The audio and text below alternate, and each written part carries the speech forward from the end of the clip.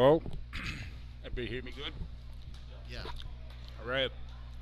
Well, welcome Blackhawk TV for all the Hudson and Waconia fans. I'm Dave Ramberg. We got Zach Ambrose, and we have a Waconia announcer up here that's going to help us out today. Yeah, hey Dave, it's Chef Ctherman from Waconia. Really excited to be part of this broadcast with you tonight, and appreciate you inviting me on the mic. All right, that's awesome here. So I think Zach, I don't know if we've got it going, if we can, if you got any complaints or you can't hear us, let us know online. So, well, great to have Waconia come over. Beautiful February 1st evening, 50 degrees out today. It doesn't quite feel like wrestling weather, but at this time of the year, so hopefully it'll be a safe drive home. Yes. So we'll take it for February 1st. We're usually in the peak of ice fishing season, and not quite. Lake Waconia, I have to get out there and get on that lake. Yes.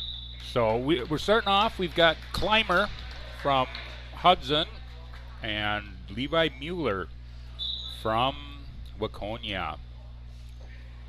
Is this did Levi come back last week, or is this his first match back? This is his first match back since, gosh, since December. So.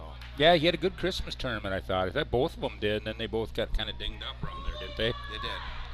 Yeah. Both have been just really battling the injury bug this year, but it's so happy to see him back. Yeah, and tough kids and seniors. So. Yeah, and the lighter one is the one going to go out to you, Mary, to wrestle, correct? Correct. Okay, Maverick. Yes. So, all right, bring us up to speed on your coaches. I know the old coach quite well. Yeah, Coach Wagner coached for many years, and then Coach Hackman kind of was co-head coach for for his last 10 years, and the last 4 years has been main head coach. So yeah, he does a great job for the kids, and he's got a great staff.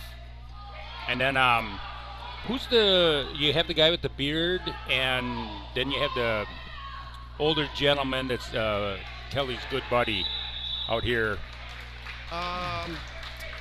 Yeah, so we got the guy with the beard is Terry Gamwell, and then the thinner guy is Mike Pettit. Okay, yeah. I thought that was, I spent a weekend with them watching the national duel. So. Yes.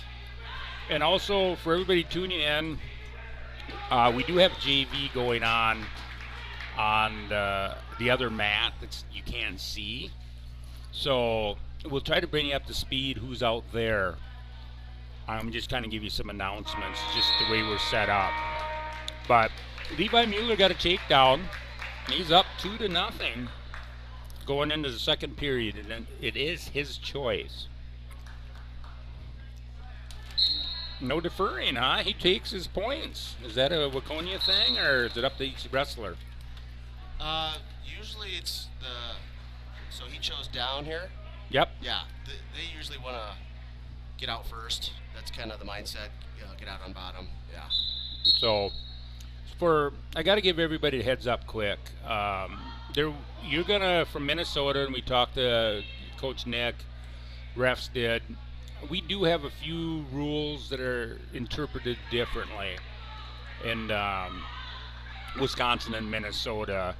I'm not saying it's right or wrong, but on the edge of the mat, Wisconsin does not call as much as Minnesota. Right. Usually it's 2 points of contact. Minnesota, what's the difference here? Is it like knees? Yes, Wisconsin, you can have feet in. Knees got to be in a certain position to count back points, where your 2 contact points are just basically your toes. Yeah. They like to see a knee in Wisconsin, so there'll be a couple of situations, but I think he was fine with it. Wisconsin tries to force everything back happen in the middle, and I'm not sure. We'll see how these coaches do it, but some of the coaches really call it quick. Yeah. And get back to the middle. So if you're used to watching college, you might be scratching your head, or you're a Waconia fan. But that's just Wisconsin. I wish they'd go away from it, because it just leaves it up to too much interpretation. That's good to know. So, who do you guys got? Oh, Well, we missed the one match.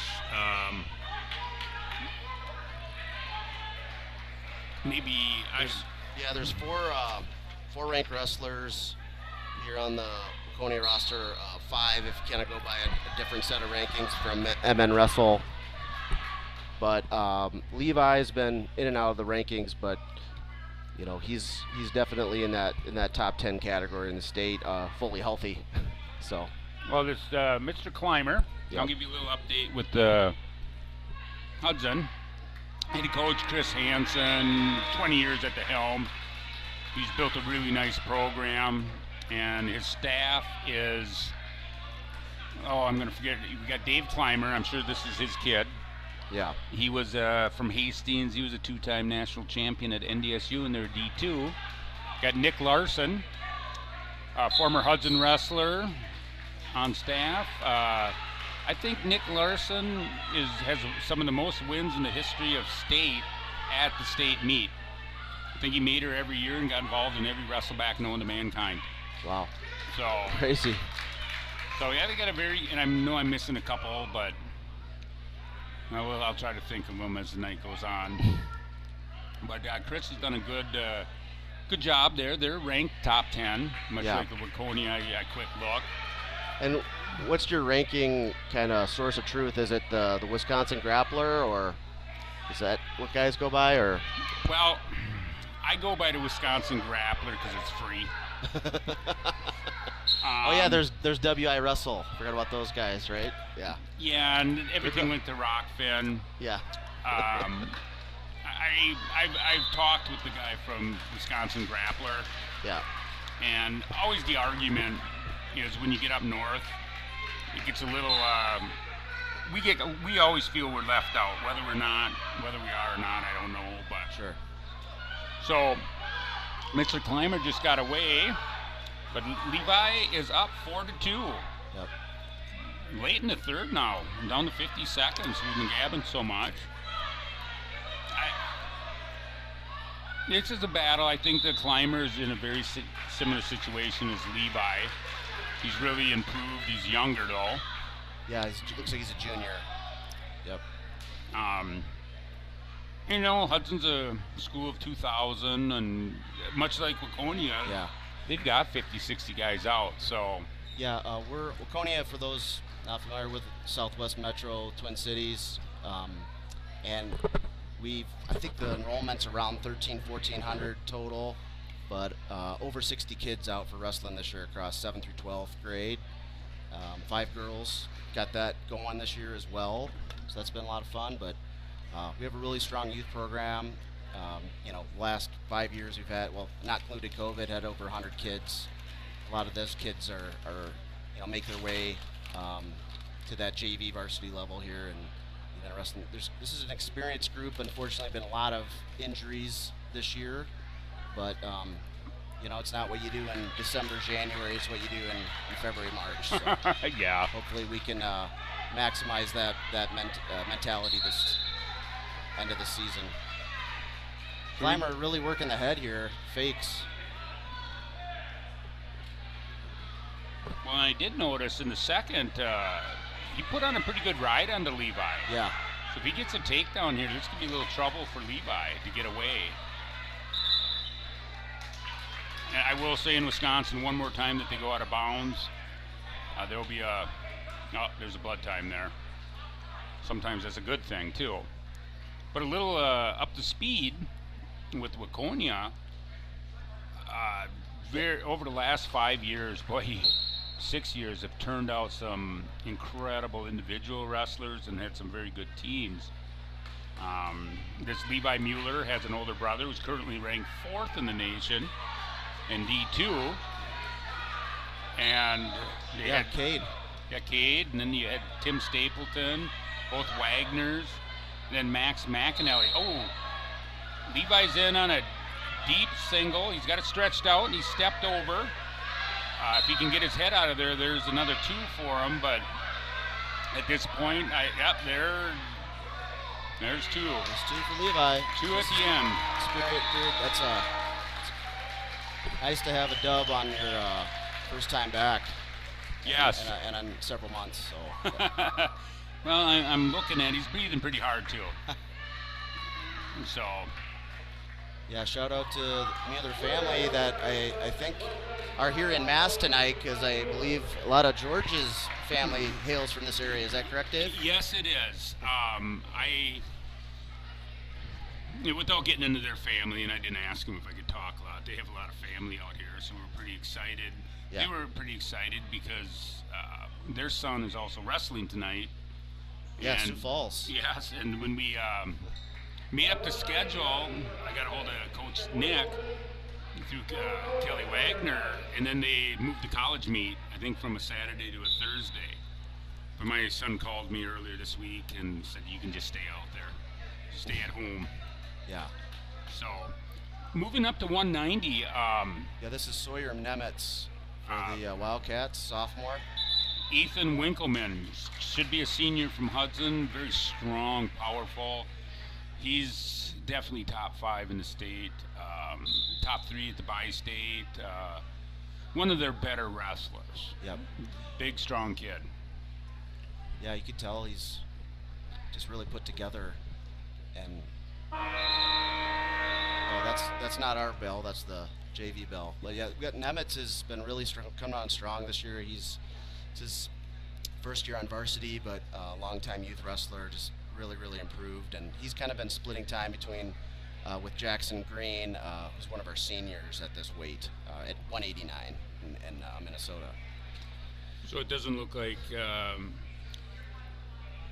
we're kind of, Baldwin's a little riddled with some injuries, so we've been we're shuffling around, but we're so riddled, we're just going straight up everywhere tonight. Gotcha.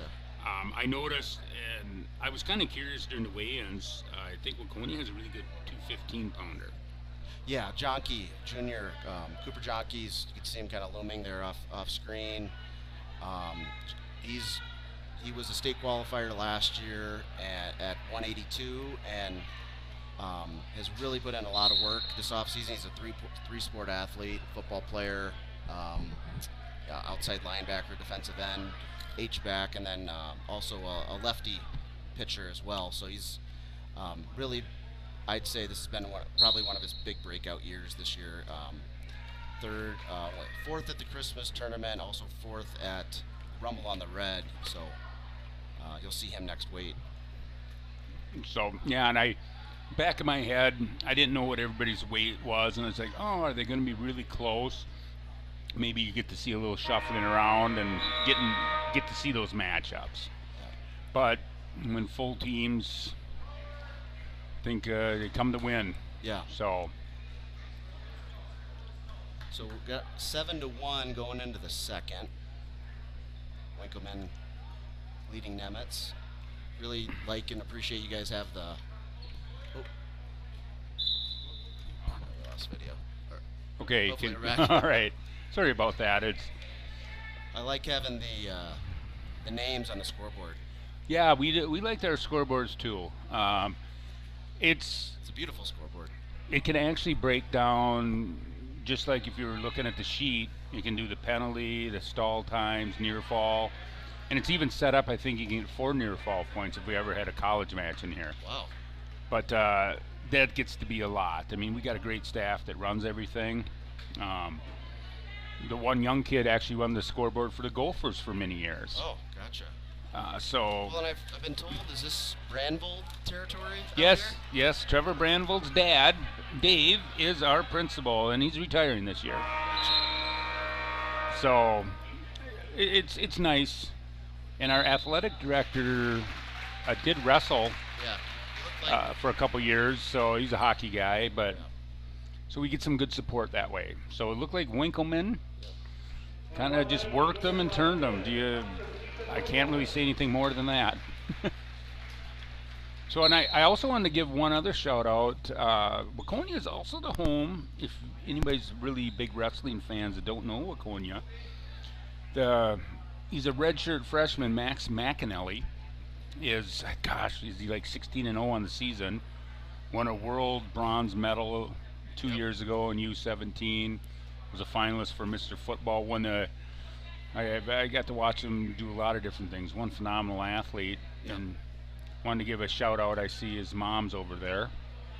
Yeah, the McAnellys don't go far in terms of their support of our program. So yeah, Brett and Carrie, and then their other son also wrestles at Augustana. So I get a lot of ties. Oh, here comes the guy we were just talking about. This is actually Green. He's bumping up here. He's double weigh in, 2 guys at 189. So see Jonky up at heavyweight, looks like. So, but Green's super tough with these cradles. And then you got Mr. Walrack. So Waconia, jumps back in front, 9-6, off a decision and a pin. Is this? This is Jonky. Okay. So this could be a back and forth. Yeah, but if you can get some pins, you're going to be in good shape in this duel. It's going to be a pretty evenly matched duel, so most bonus points and pins is going to definitely win it. I think, is it safe to say that I think both Waconia and Hudson came into the season with some very high expectations, and with some injuries and things that they can't control, probably not at the spot that they wish they were at this point. Yeah, I would say that's very true. We haven't really been able to find like a groove. We're kind of in that 5 to 10 range in terms of teams in the AAA, and there's definitely some teams we're chasing in that top tier. But hopefully we get everybody back. Well, another quick pin there for Jonky. Yeah, that's kind of nice. Stretch out the lead. I know Hudson by about 120. Yeah, it gets really tough. Yes, that's a nice lighter upweight or light middleweights. Yeah. I know Waconia does also. It's just like I said, there's probably some injuries. Guys just coming back, so. This will be Ian Olson for the Wildcats coming out. And I'm just reading the board. But Taya. Yeah, Bata. Bata. Something of that nature. I'm unfamiliar. I'll just refer back to Coach Hansen is a good coach, gets the kids ready. Probably demands a lot out of the classroom too. So your guy was in on a nice single leg, turned the corner, and he's got a beautiful lefty single. Yeah, I know. I hate defending. It's hard to coach that, or coach against that, because nobody's used to that. So Dave, were you one of the brainchildren behind this duel, getting it all, or this try, getting it organized early in the year? I think I listened to one of your last broadcast and caught a little bit of the history on it. Over getting this try together? Yeah. Yeah, we used to always try Hudson, and Wisconsin used to have a 7-7 rule. Another takedown by Mr. Olson. 7 invites, 7 tournaments, dual events. Okay, got it. And during COVID, and this helps out us a lot, so they did a lot of tries and quads because of the ref shortage, and it worked out, and this and that, and we all liked this, so we went away from our conference tournament because our regional, we have a qualifier for our sections, but basically it was a conference tournament, and then it was just the same the next week, and we're wrestling the same guys, so we went away from that and started doing everything in tries and quads. We get more people in. The only downfall is this is our only second home one and last home meet of the year. Yeah.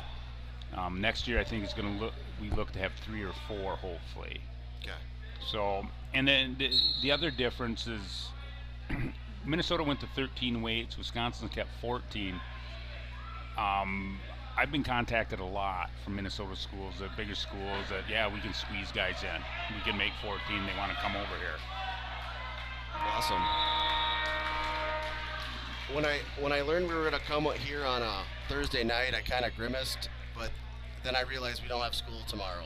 The kids don't, so that makes it a little bit easier and kind of a fun road trip to wrestle some different kids, right? And like you said, some different weight classes. So. Yeah, and And without getting into it too far, but I see Ian Olson's up 8-2, the strength of 3 takedowns and 2 back points. He started down. He was up and out of there quicker than I could get up. Period. So now brings it to 9-2. He looks pretty comfortable out here. Yeah, this is one of the best I've seen Ian look this year. He got hurt. I think it was a high ankle sprain. The very first match of the very first tournament of the year in December, and it's been just trying to work back into, to health since then. So. Yeah, high ankle sprains. We got to talk about high ankle sprains. Oh, it's a takedown, and he's got a ball and chain. Yeah, ball and a chain. Don't see that too often. Now he's going cross wrist and he lets it go. So I got to give a shout out to Tucker. And this is a thing in, several years ago in Wisconsin. We got a full licensed trainer, and he's actually a therapist, I believe. So coaches don't have to make the call on concussion issues anymore.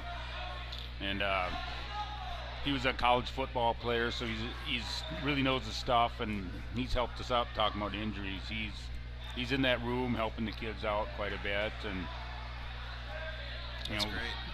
Getting them back at action. So Wilson's another pin for the Wildcats. Yeah, the Waconia comes out, and I got to give him credit. It was a half Nelson. The first move you teach the kids, but does anybody want to run it? It still does work. We just wish more kids would kind of perfect it, right? Everybody wants a highlight, but fundamentals still do win. Yes. Yep. So I got. You mentioned you have some girls. We have 2 middle school, both in Baldwin, very talented. And this girl from Hudson, we had middle school practice before this. She said this girl is very good. Was a partner of one of our middle school girls. Gotcha. So this is Prescott. Yeah. I don't know her first name there, and this is a 7th grader, Joe Alger, Wildcats. He's had a really strong year, stepping in, really acclimating to the high school wrestling scene. Oh, that's a nice single, switches into a double. That's a very nice takedown. Going quick on a tilt. Roll over tilt, 2-on-1, whatever you want to call it. I've not seen him do that move before. It's nice to see him expanding his skill set here. Up 4-0 now. I first time, besides watching some clips from the Christmas tournament and things of that nature, you guys are pretty solid on your feet. Yes. Is that more of a Minnesota thing versus Wisconsin? I think it's probably a program thing. It's a lot of stance and motion focus, and kids have done a lot of freestyle Greco these last couple of years, so that's really helped. But just kind of a point of emphasis to be, fundamentally sound on your feet. You got to. So Joe's working an arm bar here. Yeah, and he worked that over. He's holding 3. Kind of bearing down. He's still got 40 seconds left. Maybe a little repositioned, and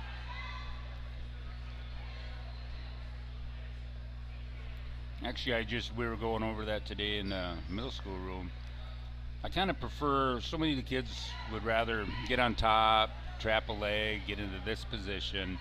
I'm still the old-fashioned way, form that L and tee him up, right? Yeah. Yeah, I agree. It just seems to put more. And I was showing the kids today the different pressures, and they're like, "Oh, geez, this actually is." Because then, you can roll around and get into a headlock game like we're kind of in right now, right? Yeah. That's the risk. Yeah. I'm not all about rolling anymore. So the Waconia got 3 back points out of that, but I got to give a lot of credit to Miss Prescott. Really powered out of there at the end. 100%. So she fought off her back most of that period. 7-0 lead. It looked like his choice, and he went down. Nice short sit. Get a little separation here.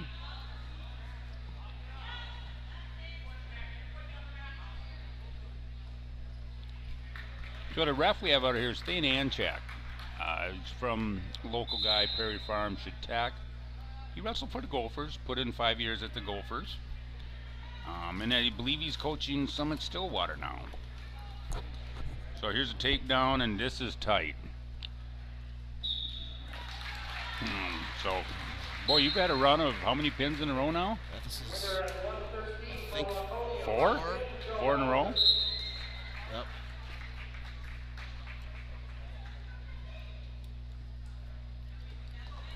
And I'll just see what they got.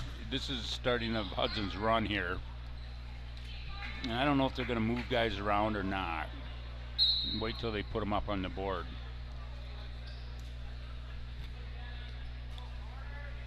This will be Carter Ctherman. Oh! Liam Neitzel. This will be a nice one. Yes, this should be good. Gosh. This is my son for Yep. cats. And I knew this is Liam Neitzel. Yeah, very good wrestler. Top 3. Gosh, did he get 3rd and 2nd the last 2 years in state? I think he won it last year, both, and then the prior year was 3rd. I think both at 106 last 2 years. Yeah, because his the state champion 2 years ago, he had 3 losses, and they were all to him. He just got hot at the right time. There's a shot. Liam's in. That's oh. He came out on top on that scramble there. Little treetop spot. I was kind of worried and kind of leaned back there, and Wisconsin's not afraid to call that defensive or that pin in those situations, which I'm not sure if I agree with, but I just hate seeing somebody get caught quick when we can see a really good match. Yeah.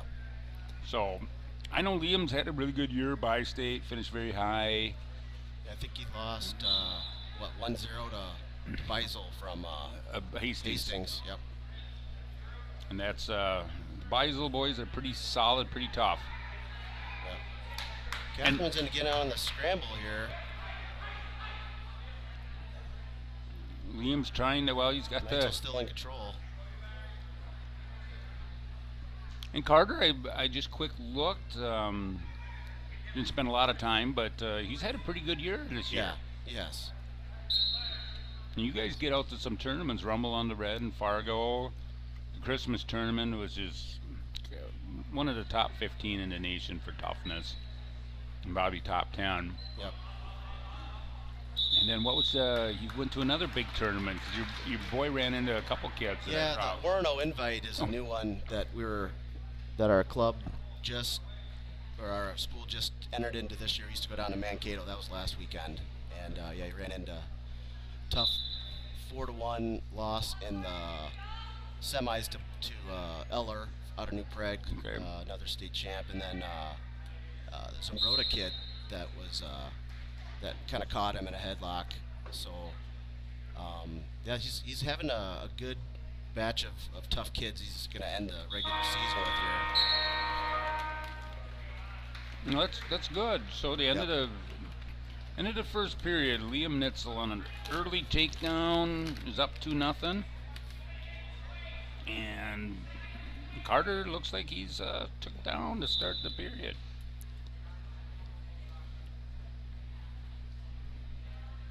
Yeah, Carter's a junior, correct? Correct. Yeah, it looks like Neitzel as well, also a junior. I know Liam does a lot of off-season wrestling. Yep. How about Carter? Yeah, he's been doing freestyle Greco really the last 4 or 5 years.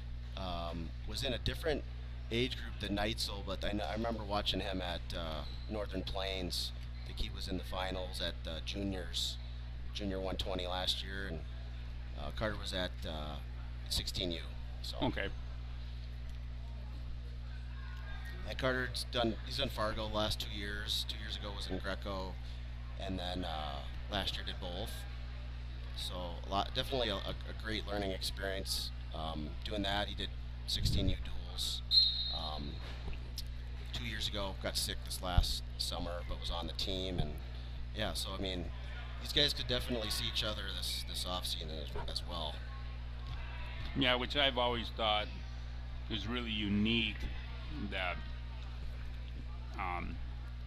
my son in the last few years, Baldwin's had a lot of guys that have gone out and done a lot of wrestling. We've got 3 kids in college right now wrestling, and they run into guys. I know my son's teammates have wrestled guys from Baldwin at these tournaments, and Max has wrestled Waconia kids over the years. And yeah, Max had a great off season. I think he made the U20 World Team Trials, I think.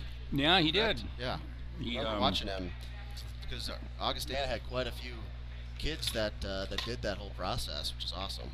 Yeah, and it's kind of a new RTC, and Yep. Max made the mini tournament final where he lost to the Stanford 97 pounder for Greco and placed in the freestyle, so that was kind of fun going out there. And then plus with all the other guys that traveled to Las Vegas and then Cleveland, and so he had a lot of fun out there with his teammates.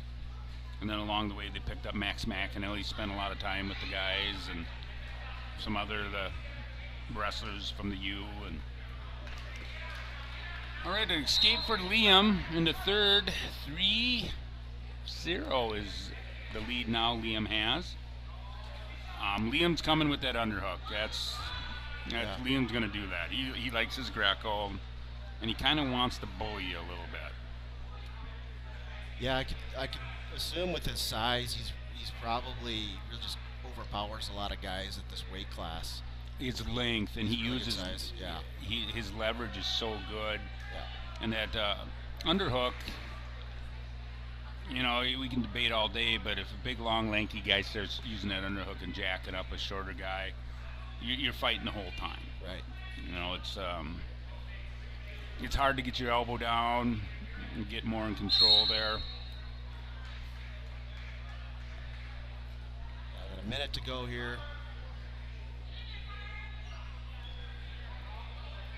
Ctherman trailing 3-0. Gonna need 2 takedowns or something big to get back into this match.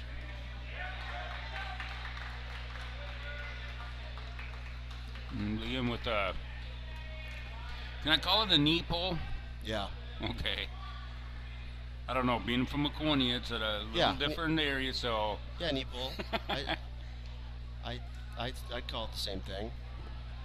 So got in there, got a deep on that leg, fighting it with the whizzer, but that length, that's another thing. You start getting it stretched out, boy, that's a lot of pressure that's getting put down.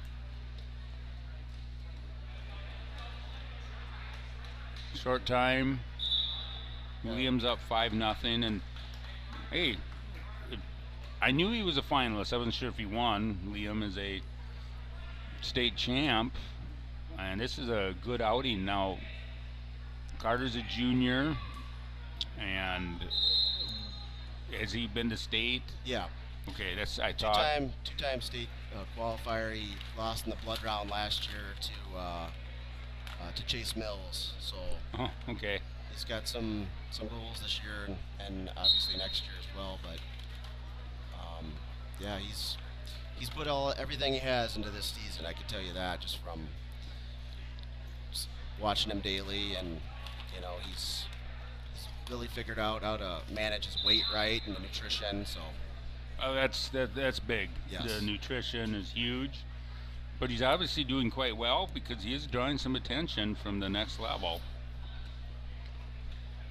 Yeah, that's definitely one of his goals. So you know, if you would have told me in elementary school if that would have been a possibility, I would have not taken whoever told that seriously. But he's definitely a product of tons of hard work, off-season wrestling, etc. He's very coachable, so a lot of credit. And obviously, put the parent hat on. You're proud, but we've got a great program, and it's not hard to improve, and you're around a lot of people that want to do the right thing. So, got a good win by Neitzel here. He worked hard. He really controlled the match. So just and as a coach, it's hard to really convince kids that taking a loss, I consider that a very good loss. State champ, 5-0. Yeah, it's about improving in just some of those positions where you need to get better at, and it's really what it comes down to. So I think that'll be a great learning point for Carter here as we move forward. But yeah, it's a good deal. Well, with that win, Hudson cuts into Waconia's lead, 27-9. And here we're coming out here with Noah Molson. And geez, you got to help out on this one. Yeah, this is Gabe with Shorick. Okay. Shorick. Can we just call him Gabe? Yeah. Okay. Oh yeah. Just another pretty solid kid from Hudson. Yeah, I think I looked at the grapplers rankings and not W.I. Russell. I think he's number 4. Yeah, he's, like I said, Hudson is really, really solid through those lower to middle weights. Yep. And it's, and for years, one of our coaches wrestled for Hudson, and back in that era, they always had good teams, but boy, their heavyweight guys were really good. Yeah. They just turned out heavyweights, 2 15-pounders, 190 pound. It was scary wrestling them.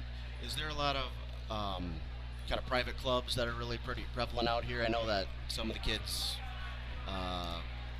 commute to Pinnacle, but is there, are we close to Askren? Probably not close to Askren up here, but we have a Victory School of Wrestling. It's based out of River Falls. Okay. Jens Lance is the main coach down there. He was a 5-year wrestler at the Badgers. Just phenomenal technique guy. Kids love him. He has a unique ability to be able to coach kindergartners and college kids, which is hard to do.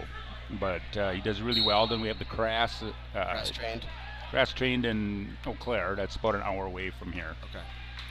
Right now, with Baldwin, we have one kid that goes to Pinnacle, and he drops in down at Jens's also. Okay. In years past, we've had a few Crass kids. Victory's kind of relatively new. And then we did send quite a few up to Pinnacle over the years. Got it. That's where Max trained, I think, right? Yep. Yep. That's where Max trained, and when he still comes home, he still goes up there, which is cool. Great. They run the Greco. Sure. They run the Minnesota Storm out of there, so Yep. It's nothing wrong going and getting coached by Dan Chandler and Brandon Paulson. 100%. So yeah, pick your favorite past Olympian out of Noka. Right? Yeah, that's and I kind of liked it, Max. And then they get involved with the U of M, and I know my son's rolled around with Max McAnally, and it's kind of once you get into those communities, boy, you end up rolling with a ton of guys.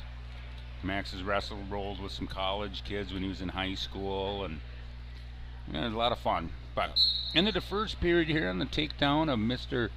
Molson, he holds a 2-0 lead over Gabe. And we got blood time on the board, but it's in purple. We have some weird colors when it gets to that, but whatever works. And my personal favorite as a coach is we don't have to do a lot of the blood stuff anymore. Oh, that's good. Oh, is that great? Just go and talk to the trainer over there, right? Yeah. And like I said, with the concussions, it's so much nicer to have the trainers there. I don't know about Waconia's staff. None of the guys on our staff, even through the middle school, are employees or teachers in the district. Oh, gotcha. Construction, sales, project managing, that kind of stuff. And we've all taken the concussion tests. Yep. But it's just, I don't want that stress on me. The last thing I want to do is pass a kid and there's some problems. So. Yep. But Mr. Molson was up and out of there, and now he's looking to add some points here. He's kind of got him in that front headlock. Good defense. Yeah, with Shorg, he will go 1,000% the whole match. He's coming in 18 and 16, but he's wrestled a pretty, I would say, pretty tough schedule here, and he himself also goes to Pinnacle, and has improved a lot over the years. I know he's Carter's practice partner, so these two really do work hard. And yeah, 3-0 match here. Oh, nice. Shork in on a low single. Nice. It's low signal. I call it that little hybrid ankle pick. Very nice, but boy, good defense. Another long, straggly, I shouldn't say straggly, a long, lanky young man from Hudson can be on the head and the ankle at the same time. Yeah, he's the type of guy who probably looks to, he welcomes that shot. He's going to probably sit the corner on you, right? Well, get in that crackdown position and, yeah. Get to your ankles and scramble you up. And that's a product of both of these kids, I guess, are probably going to a club. Nice little scramble to end. Another takedown for Hudson to make the score 5-0. Right at the end of the period, you don't give up points in the last 10 seconds of a period. That's a crusher. Yeah. You want to finish periods on top for sure in this sport. So, going back, yeah, what Gabe, what is he, a freshman, sophomore, junior? He's a junior. Yep. This is his third year on varsity, so he's been 106, 113 the last 2 years, and kind of jumped up a couple weight classes this past year. Ended the year last year as a 106, and decided to really get stronger and put on some weight. So. Well, good. There are two things. Kyle Crane is a Hudson assistant, and there's a little story, and I like Kyle. He did a lot of stuff in the youth program for Hudson. He had the meanest, most wicked left-handed headlock. Won a state title. Pinned the kid in the finals in 1:40 with a left-handed headlock. Wow. Which it's a lefty, but his big claim to fame was he beat Alex Derringer out of a spot on one of the Wisconsin junior teams. Wow. That's his claim to fame. And he probably retired after that, right? No, I got a chance to bring Max into the Hudson room. Chris Hansen had two kids around Max's weight, his own sons, and Kyle would coach. And Kyle was he's a ball of energy. And one of his old teammates, Dylan Anderson, that wrestled for the Gophers, he caught him in something, and everybody in the room heard about that. Yeah. So, in the blood time, starting the period, Gabe took down, and he's down 5-0. But like I said, this is a good match. He's gotten it out. Yeah. The Hudson kids, all that's advertised, really tough. That once again, he's got some length. And I've seen a lot of leg riding here so far from a couple of these Hudson wrestlers. I wonder if is that kind of a signature of theirs? Actually, no. Yes and no. They've had some leg riders.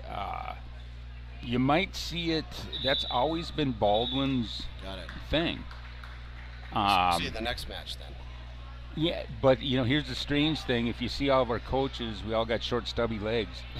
Or not one of us ever rode legs when we wrestled, but through the 80s, late 80s when I wrestled, through the 90s, we're known for that. In the last few years, I have middle schoolers that they're not going to clubs yet, but they throw in the legs, and I was like, wow. I was like, okay, we got to go back to YouTube. Yeah. So it's a high risk, high reward position, but if you know it well, it's really hard to defend against if you're comfortable there. Yeah. Well, I've always said I do encourage it with the good kids that keep their hips up. Not saying if you don't have your hips up, you're not good. It's a way, once you throw in the legs in high school, it's about a minute to get out of there. You almost need help from the ref. College, it's still 30 to 45 seconds the guy gets a leg in. Yeah. It's a weird, uncomfortable position. And it's really hard to teach properly. I always tell a story. We had a state champ that weighed 120 a few years ago, but when he was in middle school, he'd jump on my back and we'd look at videos. This is what you got to do. So, because I definitely wasn't going to throw the legs in on a 120 pounder. Right. So, he won a state title. His claim to fame is, I believe he's the last kid to win a place at state that didn't ever go to a private club. Wow. So,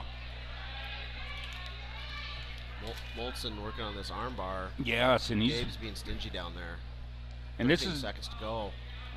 if you're new to this, he's running it correctly. Put that elbow to the ear, but it doesn't feel very good. I give Gabe a lot of credit getting that long, lanky arm stretched out and fought it every way. Yep. So the Cats fight off back-to-back ranked kids across 120, 126. 5-0 victories, both of them. Yeah, which cuts into the lead a little bit more from Waconia. It's 27-12. But I'm sure as a coach, you sat down there and you're thinking, boy, I got a state champ, a guy ranked in the top 5. We need bonus points. Yep. And they wrestled well, fought that up, and only gave decisions. Our last duel we had, our 144 pounder, fought off a tech fall, gave up a tech fall instead of a pin, and we won the duel by 1 point. Yeah. So looks like we got 2 sophomores here. We got Cooper Kusman for the Wildcats. And Hoff, I don't have the first name, but it's like Malachi Hoff. Malachi Hoff, and I believe Hudson had a long-term coach named Jesse Hoff, and I believe it's his kid. Okay. Jesse was the technical guy in Hudson, very good. Owned a concrete company. Little scramble, nice takedown. Yeah, it was like a dump that Hoff kind of rolled through it and Kusman stayed with it. 2-1 now. So we'll see it in the Baldwin match.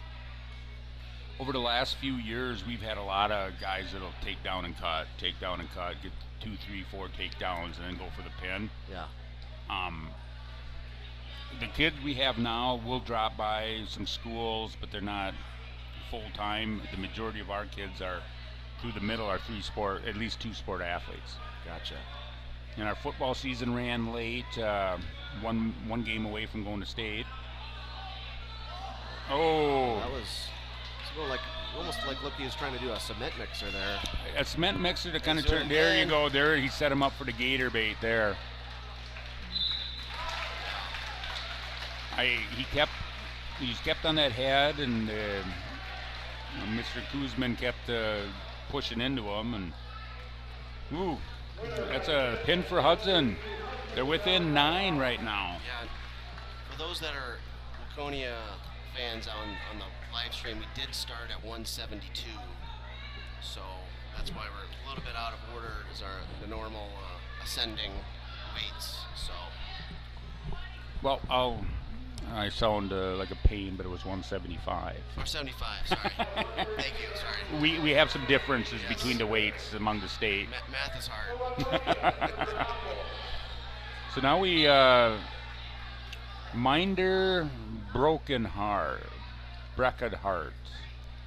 Big wrestling family. Mom was one heck of a basketball player in Ellsworth. And really good, solid kid, fringe state kid. First year at Hudson. But I believe he's a junior. If you got that. Sophomore. Sophomore. Yeah, I think he is one of the ranked wrestlers here as well. Well, here's a takedown on a single leg and just a basic. Let's trip. Oh, here's the tilt. And you'll see this. He goes to victory, and Baldwin, we do a lot of tilts like that, but they do a lot of those quick tilts, 2-on-1 tilts. Gotcha. So it's kind of a product of whoever is your club coach or your high school coach. They're gonna teach you what they know. So, and I don't know if Kelly will be watching this, and he always talks about, oh, we did tilts all the time. And I always said, well, he learned how to defend the tight waist. He just ate more. Just that's for you if Kelly does watch. All right. I'll take the heat next week from him. But Minder, he's up 4 on a takedown and a quick tilt for a 2 count. Now he's got a cradle locked in. No points. And there was an example, even if he did hold him on his back, he only had 1 foot in, and they would not have counted that. Gotcha. And this is River Amal. This is one of our seniors for the Wildcats. He's successfully battled back from injury here. And looks like we're going to see Mueller at the next weight class. Yep, we were really hoping, just for our guys, we have the number 1 ranked 132-pounder, 33. Yeah. Colton Hush. And we have a top 5 or top 8 kid at 157.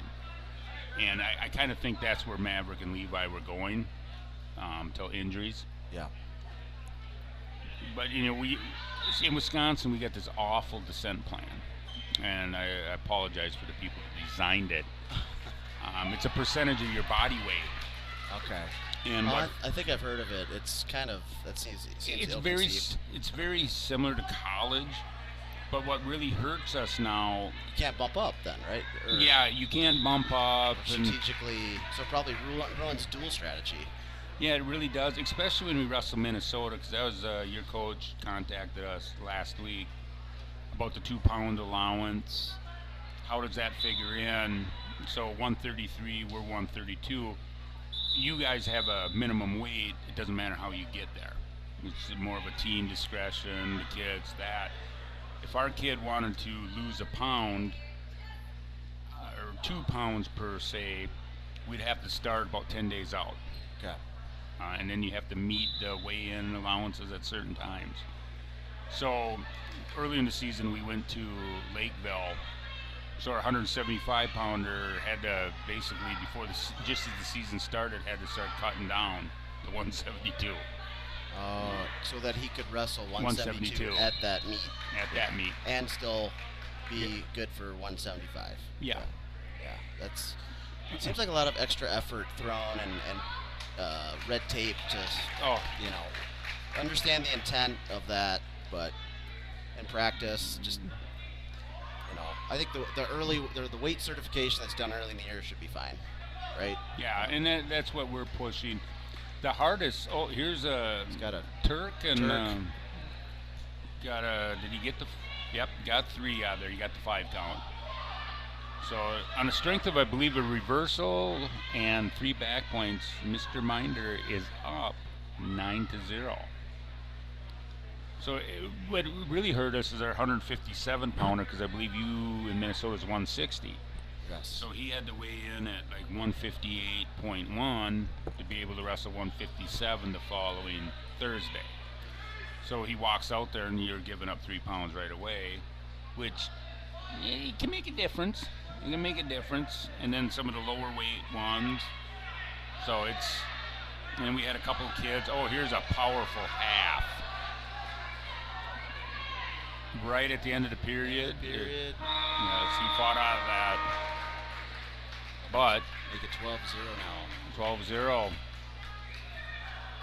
Now you're into a point where it becomes a little strategy. You want to give up the tech fall, not the pin, because it might come down to that. There's a quick takedown. River took both up, and J.D. Minder took them down. And he's looking, I can hear people yelling tilt.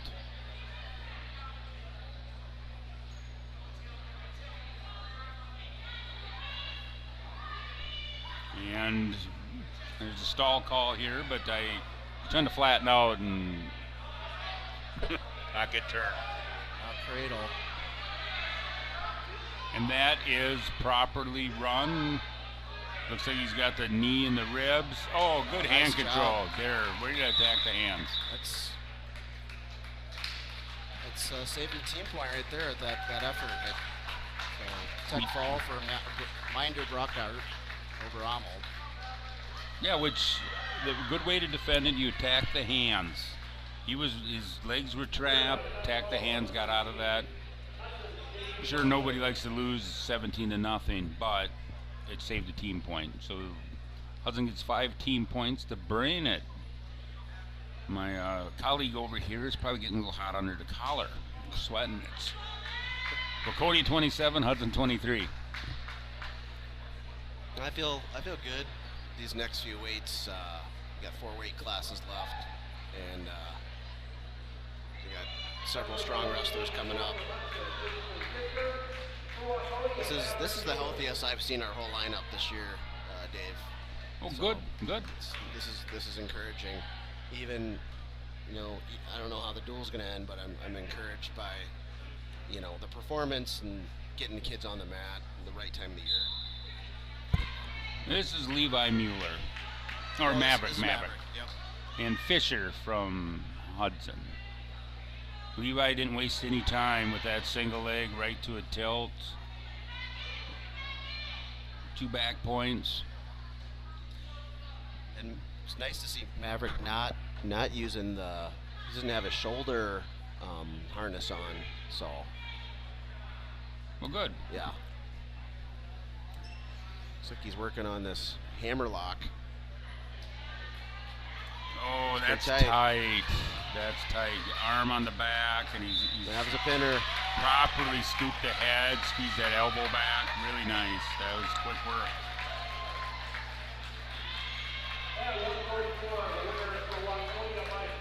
I think he's announced that he's going to UMary. That's correct. Yes, the Marauders. Yes, the Marauders, which is where our trainer's from.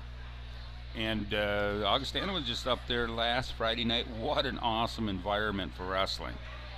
I mean, it seems like they do. I follow their social media. They're really active on social media. It looks like they have a nice program out there. So is that a pretty big rivalry, you think, between Augustana? No.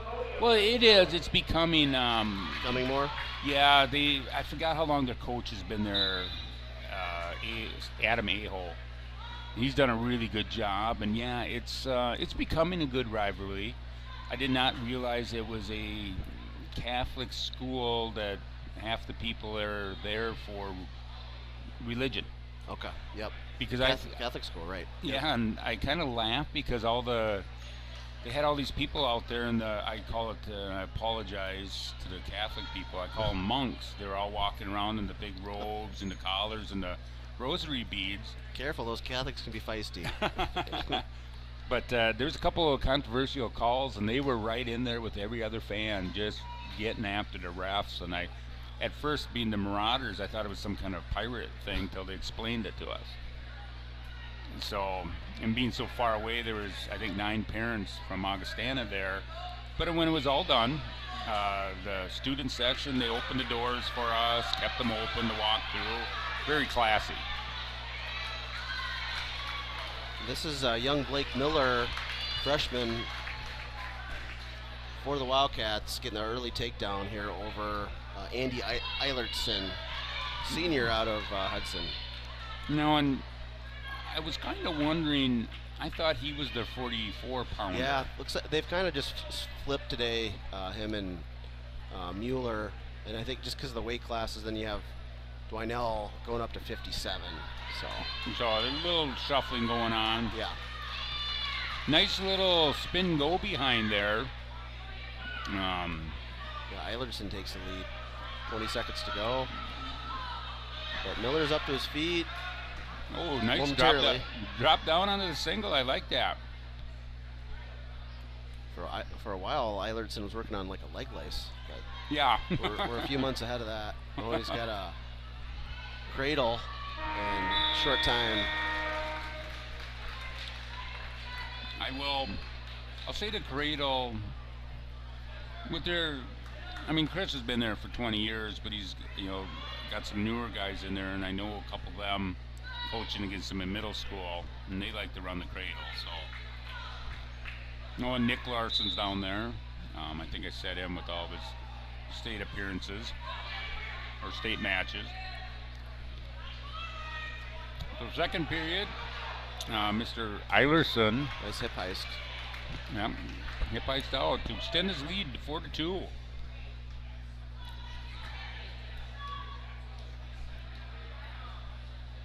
Even though there's been some pins and there's been matches going the distance, it's going along quick.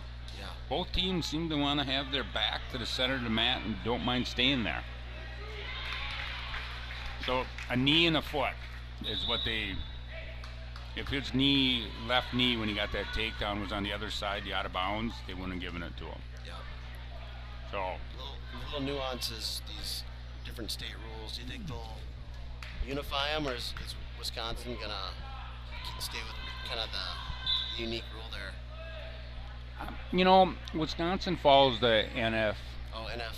If you read their rules, Wisconsin doesn't deviate too far from them because they want to hold their voting membership.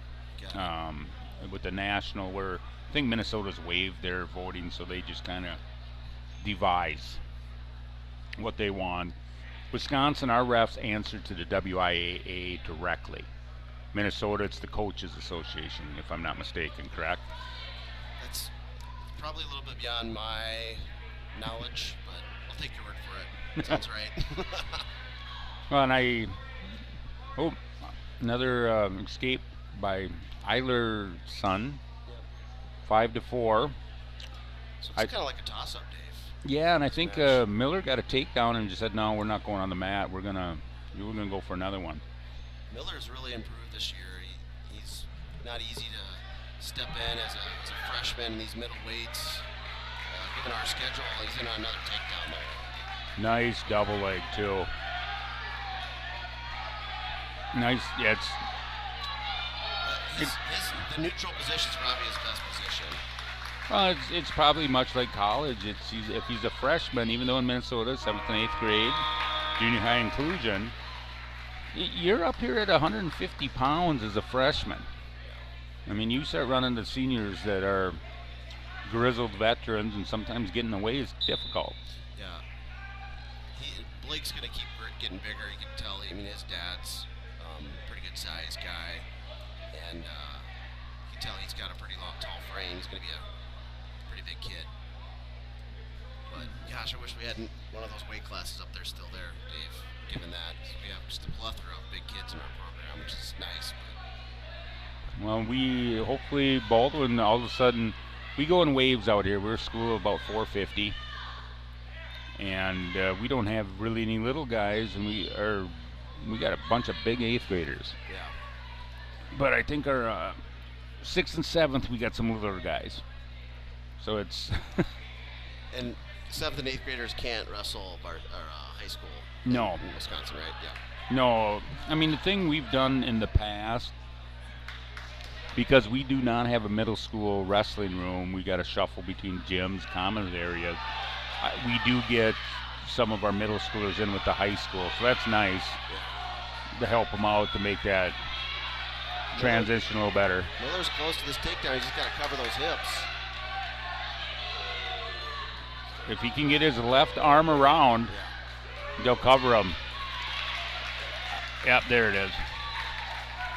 So the thing that's a little different in Minnesota and Wisconsin, they want to see both hands out, because I saw the Waconia a lot of twos up. Wisconsin, we just got to do it a little bit tougher. They want to see those hands cleared. Oh, he's looking for a little chin drop here. Yeah. He's got Mr. Iverson a little off. Okay. He's gotten out a couple times that hip heist just from that sit out. Now he's trying to roll. Boy, nice job sticking with him. It's going to be a good win for Mueller, especially upper weight. And that bodes well for this duel. 2 weights to go.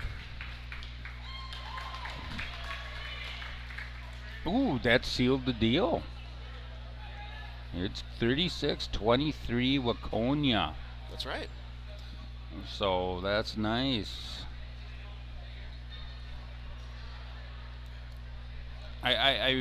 This is, maybe I missed somebody earlier, but the new, the NFHS rules about hair.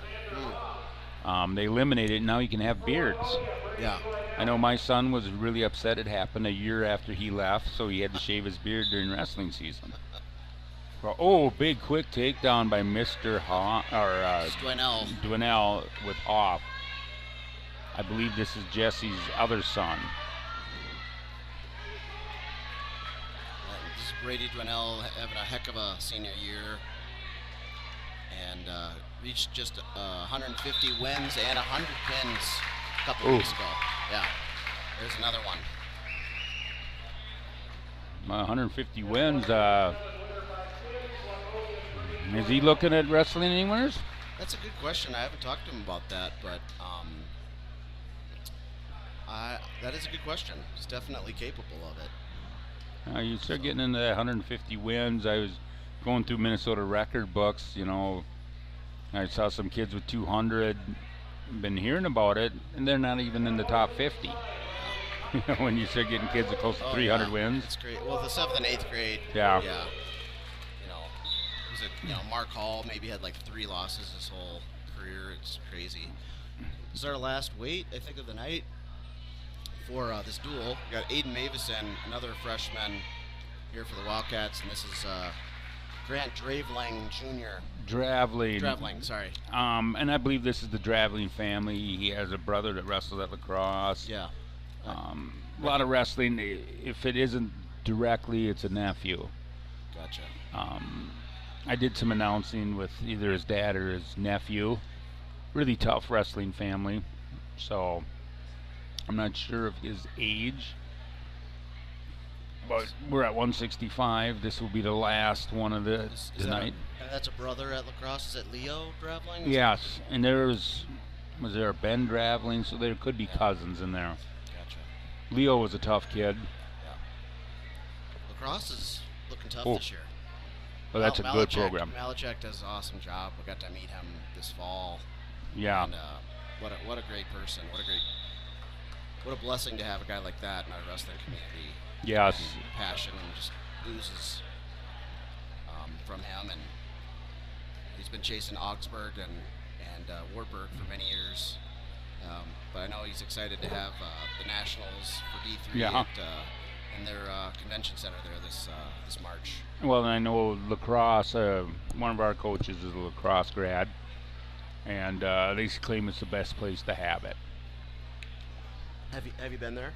Have you been there? I have never been to the D3 Nationals, and it won't be for a few more years. Yeah. I'm sure it's not a great time of year, especially trying to follow Max around Augies. Yeah, and it's going back to Malachek does a great job. Lacrosse comes calling, and you're a good wrestler. It's a good school to go to. Academics are very good. And Eau Claire is doing a great job up there. For sure. So there's a pin by, you can announce the name. Yeah, this is Mavison. The W pronounces as a V.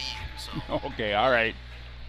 Yes. So 48 Waconia, 23 Hudson. Lots of pins here by the Wildcats. Basically, probably a full healthy roster. Let's knock on wood there that can repeat itself until we get to sections in a couple weeks. Yeah, that's a good deal. When is you call them districts and then sections, or districts and regions in Wisconsin, I think is how it goes. I can't remember. We have, so in Wisconsin we do regionals. Regionals, got it. top 4 regionals go to sectionals. Okay. And the top sectionals, we take the top 3. Okay. For Division 2 and Division 3, there is 4 sectionals. In Division 1, there's 8 sectionals, and they only take 2. Okay.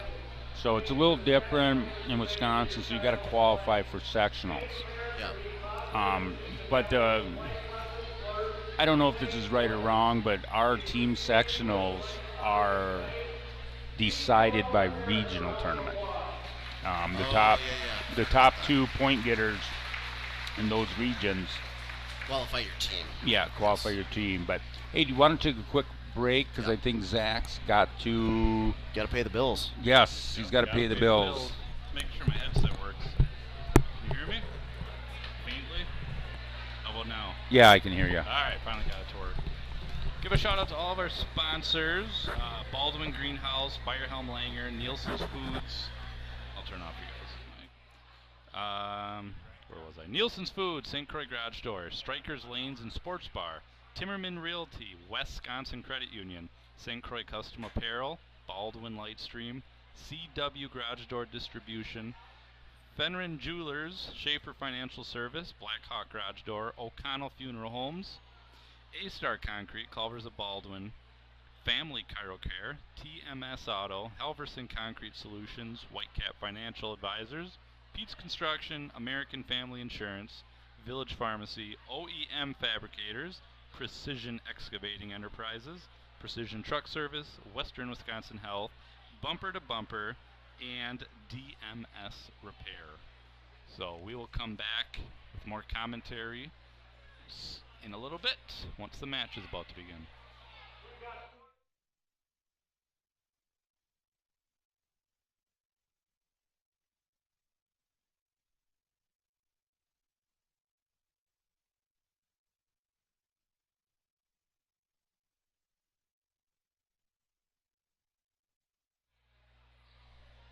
Actually, looks like we're honoring some seniors.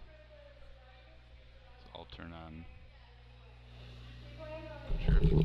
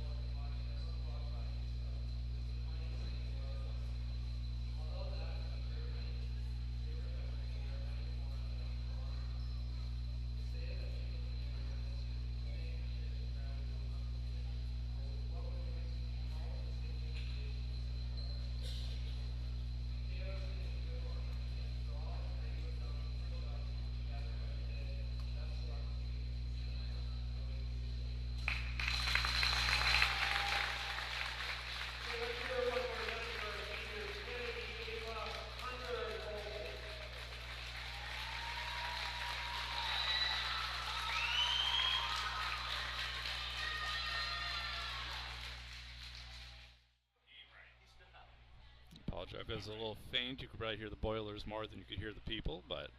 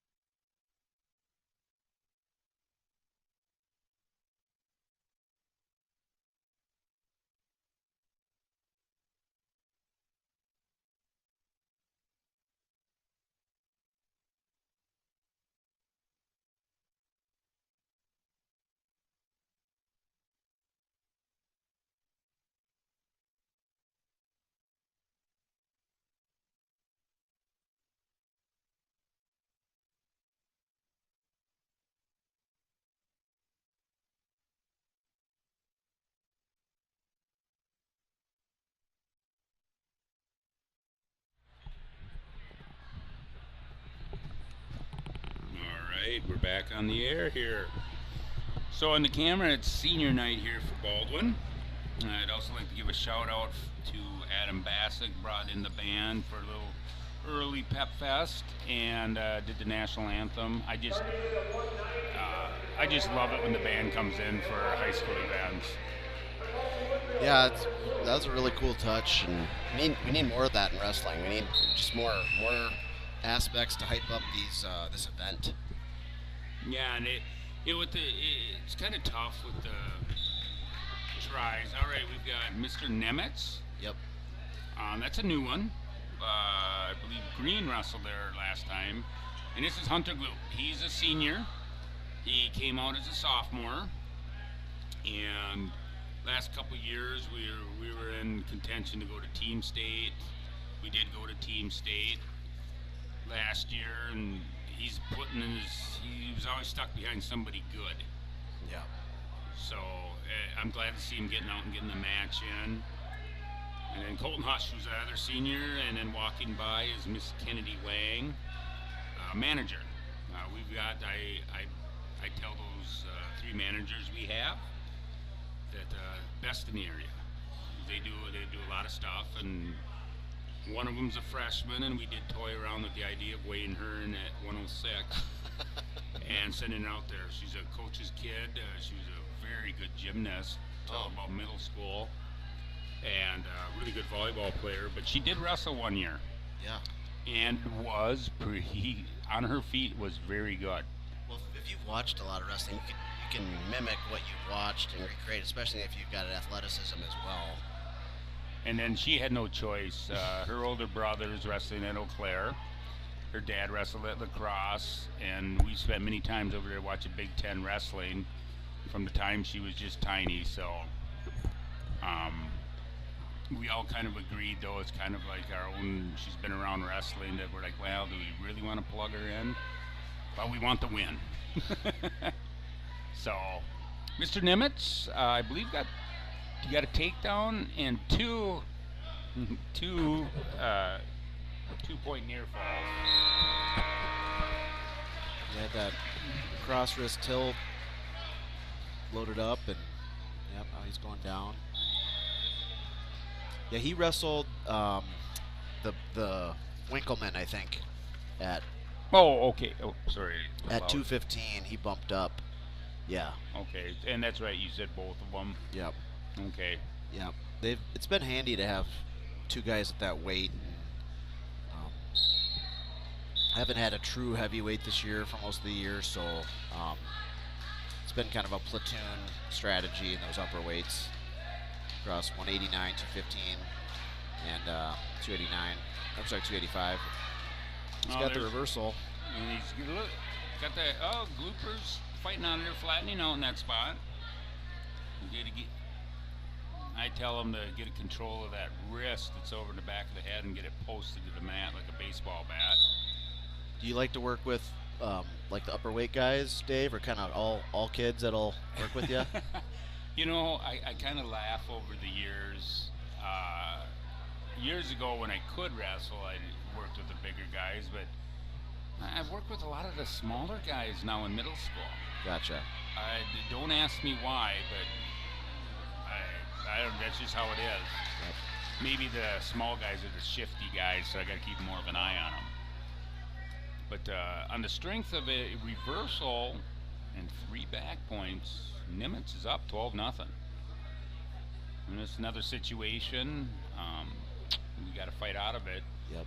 Our normal 190 pounder, Trevor Murdoch, got some stitches in his lip. And our heavyweight that we had just came out. He's not wrestling this evening, so we're a little thin because I believe Glooper is a 75 pounder, Hunter Gloop, and bumping up. Yeah, bumping up, and I don't think he was that close to 170 either.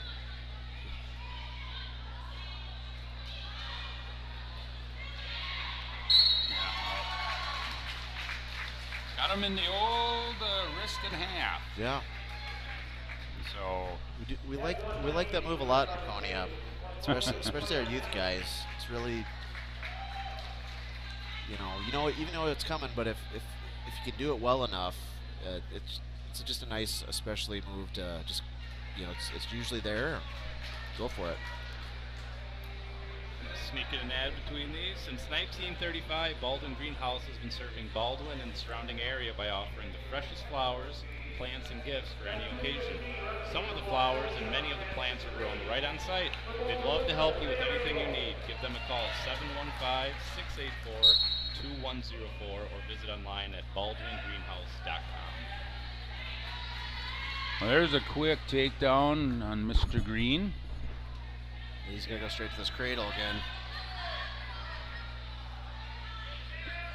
And then Is that a Wagner cradle, maybe, Dave? That could be. But that was Sam Aho. Just came back out for wrestling. Wrestled in middle school and came back out his junior year. He's improving on the year. The green was probably a little too much for him at this point. And we will give up a forfeit here. The Waconia will extend their lead to 18-0. At 285, winner by 4 by Waconia,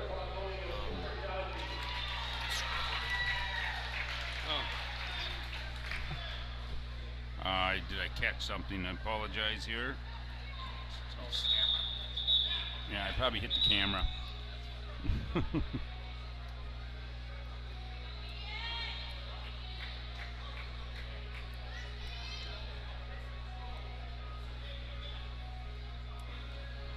It's about the touchiest thing you've ever seen. Yeah, we're going to try to get the scoreboard back up there for you. There we go. So we have Kane, Pomerembo. Pomerembo? Yeah, this will be Ian Olson. Quick slide by. Lightning quick on that.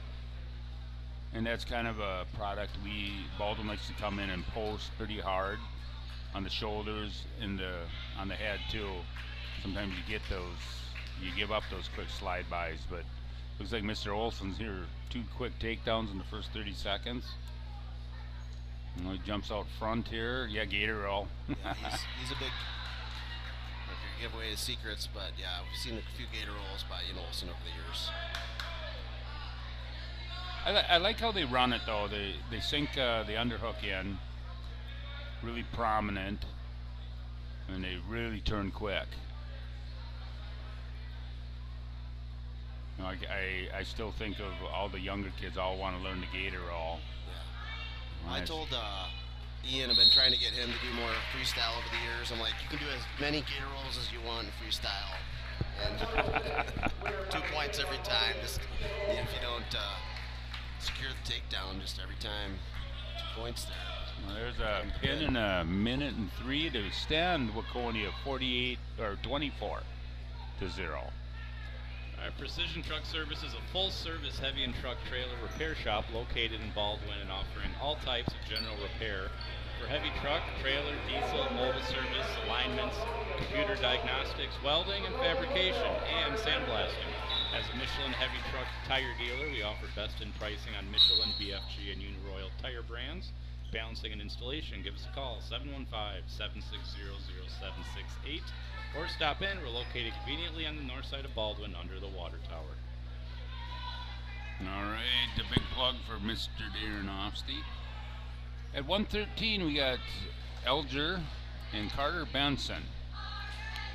Now, Carter is a junior, and he was kind of the victim. He didn't get down to 113 till really close to, well, it was in January.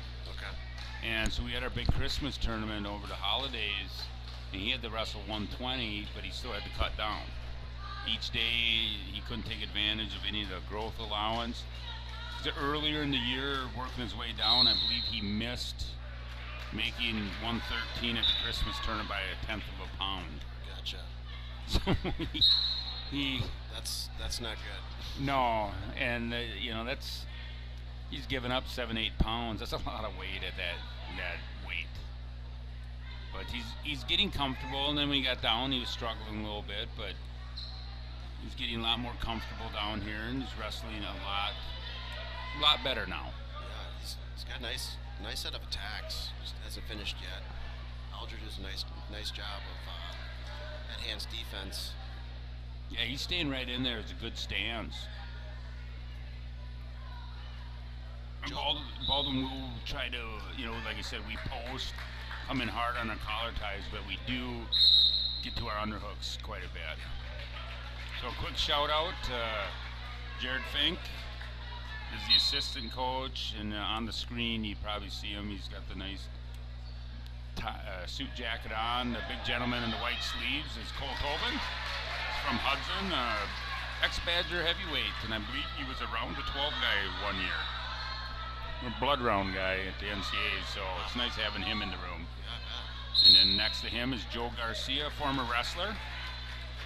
He's coming. It's nice now with our program. We have former wrestlers in the middle school and in the high school, and some of the college guys stop by and work out when they can. Are they mostly alumni?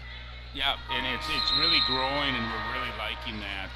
Our heavyweight that went to state last year is coming in and working with our heavier guys once a week when the job permits, and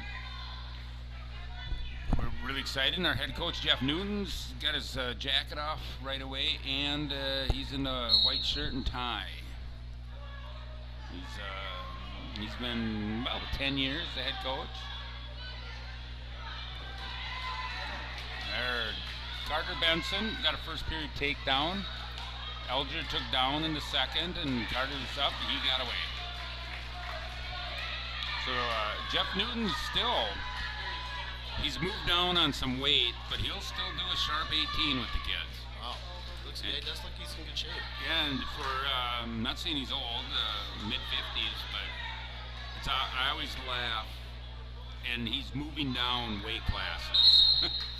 But he'll still, I give him a lot of credit for still rolling around. And Jared picks and chooses his times, and of course Cole is still pretty young. He was great for Max, but I don't know. It's going to be years before anybody's going to take him down if he wants you to. There, nice takedown by Carter Benson. Stretch that lead out to 4-1. I like the you got the cheerleading support there on the edge of the mat too, Dave. No, I mean the kind of don't see that as much anymore. I think it really adds to the excitement of the event. And and the sad thing about it with these tournaments, most tournaments don't allow cheerleaders. Our state series still does. And Baldwin's had a pretty good, strong cheerleading group. It's all part of the high school experience. And the cheerleading advisor is Megan Timmerman, daughter of Don Timmerman Realty. That's a big supporter of Blackhawk TV. It'll come up soon. Yep, and he's down there doing the announcing. And he's a good supporter of Baldwin sports. And it's nice to have his daughters involved. And a lot of over the last 5-10 years, we're getting a lot more of the kids coming back, and that were former cheerleaders, wrestlers, football players are coming back and getting on staff or coaching middle school. No, he had an armbar, but Mr. Elger kind of slipped out of it. Flexible shoulders down there.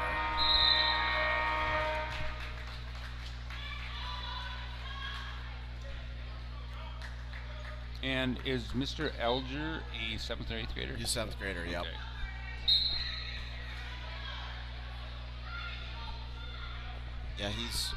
Yeah, I've known Joe since kindergarten. He's good friends with my youngest son, who's also 7th grader.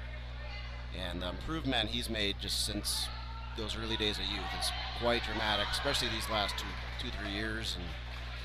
And again, the product of hard work. It's not a secret. If you put in the work, you're likely to find some success. Well, good. I like to see that. Another little. I'm going to call that takedown. He was just he's older and a little stronger. Yeah, it just has a little bit of an experience and strength edge here, a little bit. You can tell. That's an advantage being a junior at this weight class. Yes, for sure. It really is. And I do give Carter, when he was working his way down from 120 to 113, he was also one of my sandwich artists at Subway. And I said, boy, I don't know if I could cut weight and work at a sub place. I'd be stealing for sure. hunks of ham and cheese left and right. Lots of discipline there.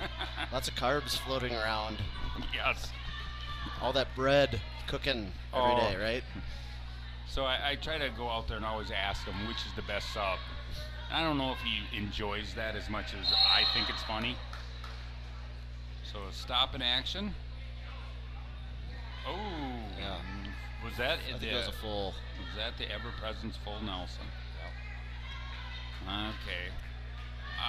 We have Ben Maruzak as our ref out here. He's one of our younger guys. Him and his brother also ref. And Alger with the reversal. 4-6 now. 20 seconds to go.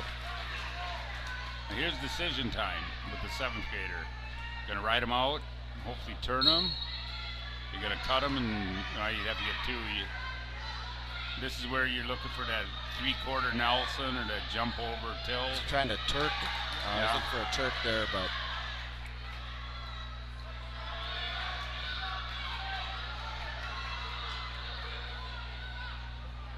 And Carter's being tough. Yep. Got it in there. Good match. Very good match. Carter Benson withstands a late flurry of action by Mr. Elger to win 6-4.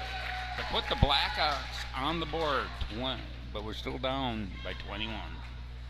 Strikers Lanes and Sports Bar at 780 Cedar Street in Baldwin offers something for everyone. If you're interested in the competition or camaraderie of a team, come join one of the bowling leagues offering men, women, couples, seniors, and youth leagues that run from September through April. Reserve an open bowling time for family, friends, work, or birthday parties. When you get hungry or thirsty from all the bowling fun or while watching the big games on the many big screen TVs, Striker Sports Bar is sure to satisfy. Check out our menu and weekly food options and drink specials at strikerslanes.com.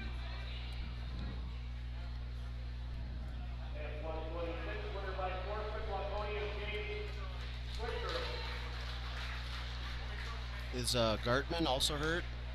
Yes. Gotcha. A little dinged up. I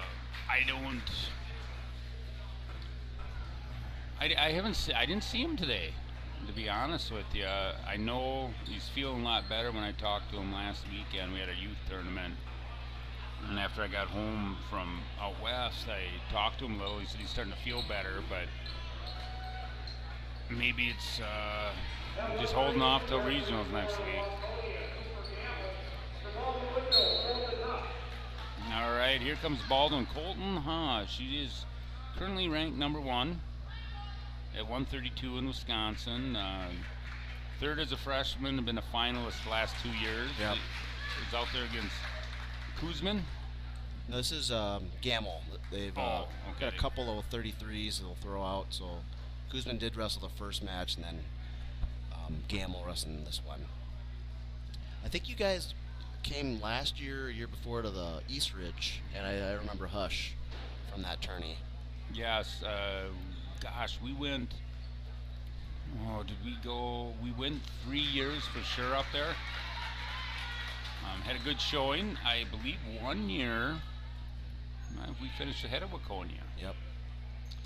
I like to rub that in a little bit.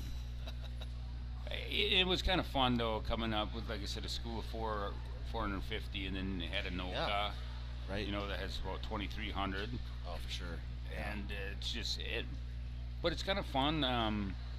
They don't know us. We had a lot of kids that knew all the kids because they wrestled obviously Pinnacle in the summer, and so there's a lot of fun matchups up there. So Colton Quick is running up a lot of points here. Got some back points. He's getting some more. He's up 10-2. Who's going to be Colton's main competition here to close out the year? He lives about 3 miles away in Hammond. Got it. They were 3-1 decision. Mr. Teague Holzer, Okay. coach's son at St. Croix Central, beat him at our Christmas tournament, and we dueled him the other night, and Colton won 3-1. Okay. So, a really tough kid. Colton's also I'm gonna get to see quite a bit of Colton in the next few years.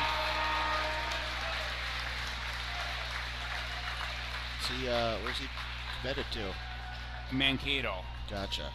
He's going to Mankato. And NSIC. yeah, so it was a good pickup. He was a 3-sport athlete, all region in football. He was a running back and a D-back, and good baseball player too. St. Croix Garage Door provides Western Wisconsin with top quality garage door sales, service, and installation. We proudly serve Baldwin, Woodville, Hudson, Richmond, River Falls, Stillwater, Menominee, and surrounding areas. Give Brian a call today at 715-781-8989 for a quote, install, or service. And a quick plug, Brian's son is our 157-pounder. So, out here we have Travis Coon and River Amal. Travis is a freshman for us. He started the year at 126, and I'm not so sure he's not a full 138 right now. I know he made the comment, he wrestled, we have a JV state, very similar to your 9th grade state. And he'd went down there at 132, and the last I heard, he said he'll never weigh that again. So he's a growing kid. Yep. Amal, he's one of our seniors. Gonna close the year out strong. It's been It's been fun to see his progression since just a little guy. Out of bounds there.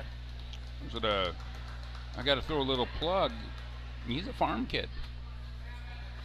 We do still have a few farm kids out in this neck of the woods. Got a couple on the middle school team that they milk cows.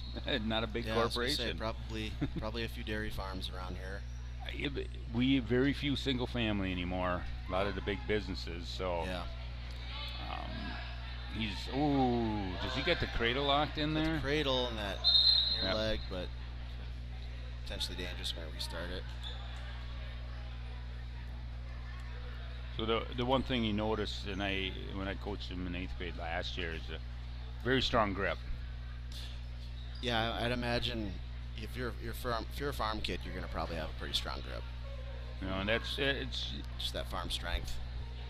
you know, I grew up in the generation. I grew up on a farm. Almost all my teammates did, or they worked on one. The grip strength. You know, we have a weightlifting program, much like every school does, and trying to get the middle schoolers in there. But the one thing that's the glaring weakness is core and hand, grip and core strength. You know, just from being a farmer and lugging around feed sacks, wheelbarrows. And That functional strength. Right? Yeah, the functional, and what I kind of laugh about when you see these college programs, they're devising things that they're like wheelbarrows, and you got to push and pull these things. My whole thought is just buy a wheelbarrow and throw some sand into it. That's if I spend $1,000 on something, here's a wheelbarrow for $50. So I think it's a great idea to float by Reitmeyer and Chisholm. well, I think he tries to farm the kids out. There's some farmers out there, but so after a little stoppage, I believe for blood, Rivers on top with a 2-0 lead. Looks like he's got a good ride on. I'm really impressed with Travis. He's got the leg in and he's still fighting to come up. You know, a little raw with the technique, but I'll never downgrade a guy for just trying to power out of there with sheer power.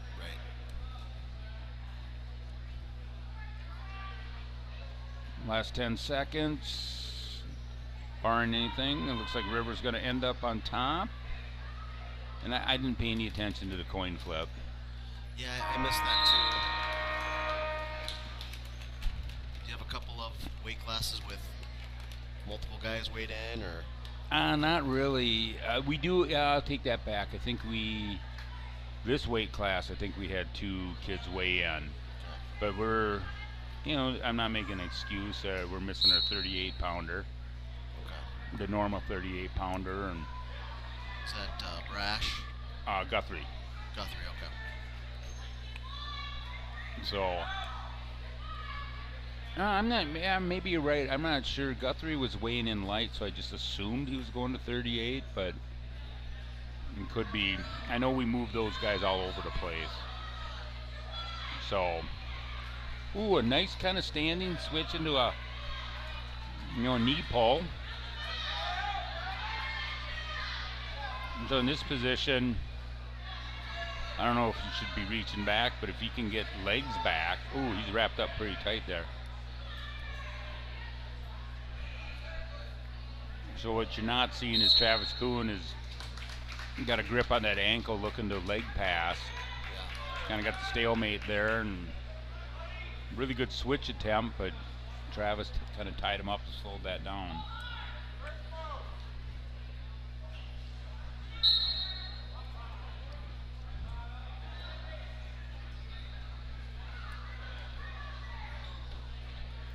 Travis with a nice little breakdown. Looks like you'll see arm bars run on a Baldwin. Yeah. Waconia program last few years has been lots of arm bars as well. And that's Roll through. He almost stacked himself up there. yeah, and that's Dicey for a second. That's the dangerous when everybody's kind of scrambling. They like the leg passes, or they kind of you put yourself in precarious spots if the other guy stays in good position. 25 to go here in the second. Man, pretty pumped up for Travis is putting a nice ride It's on. a good ride, yeah, so far for the freshman. He's got ball and chain tilt. Amal, Yeah. reverse there. Just got out of position for a second. And that's always we don't give up points in the last 10 seconds. That's kind of, but young kid, freshman against a senior, or some cases some 7th graders against juniors. The experience, they know how to score right at the end. Yeah. If they've been around for a while, so. Coon's going to choose top, though. I like this decision for him. He drew a stall call and had some things working. Amal's got to be careful here he's got to stay active. Well, and and that's coaching. You want to put your kids in the best position to succeed. Yep. And is he going to ride them out for the loss? Maybe. But he's more confident. We do talk with our kids. I'm sure, much like your coaches, where you especially the younger kids. And maybe it is on top. Let's put them back on top, and maybe something happens. The longer they can be out on a match and being competitive, you just see the confidence. Even in a loss, you see the confidence rise with these kids. Yep. Knowing they can hang. And I don't care what you say. A lot of these kids will go home, look on track wrestling. Oh, this kid did this kid did that, and I only lost them by a couple of points, or I'm good. I'm better.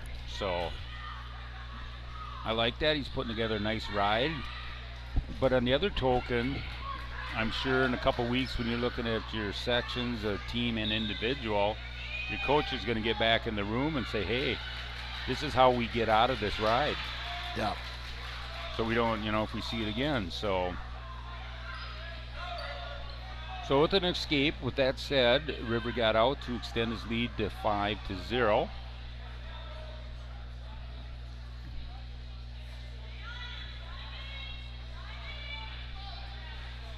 And counting down to about 30 seconds. Oh, Coon took a shot. Still got the arm around the leg. Nice. Digging in, putting that pressure, that cross face. Maybe get a little pressure down on that arm that's on his leg.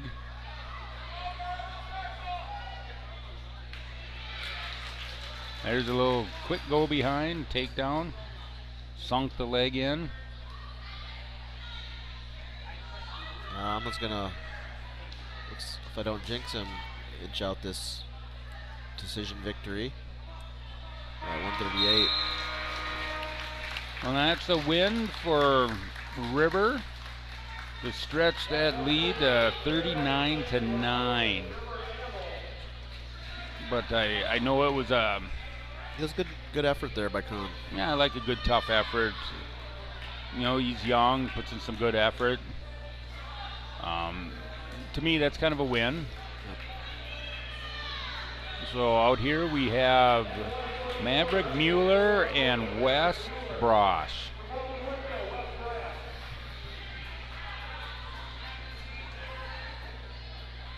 Yeah, our second sighting of the night here for Maverick.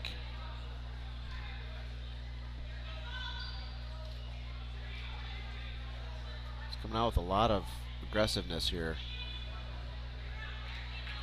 In on a high crotch, deep one. I will tell you, Wes Brash, and he had an older brother that was a 4-time sectional guy, never got her down the state. They can bring some interesting maneuvers to the table. So unconventional wrestler? Yes, Wes is very unconventional. Maverick's got an arm bar in, got 2 back points. Yeah, you guys do bring a lot of juniors that are going to be seniors next year back to this squad, Dave, as you were mentioning. So keep them all out, keep them all healthy. You should have a really solid team next year.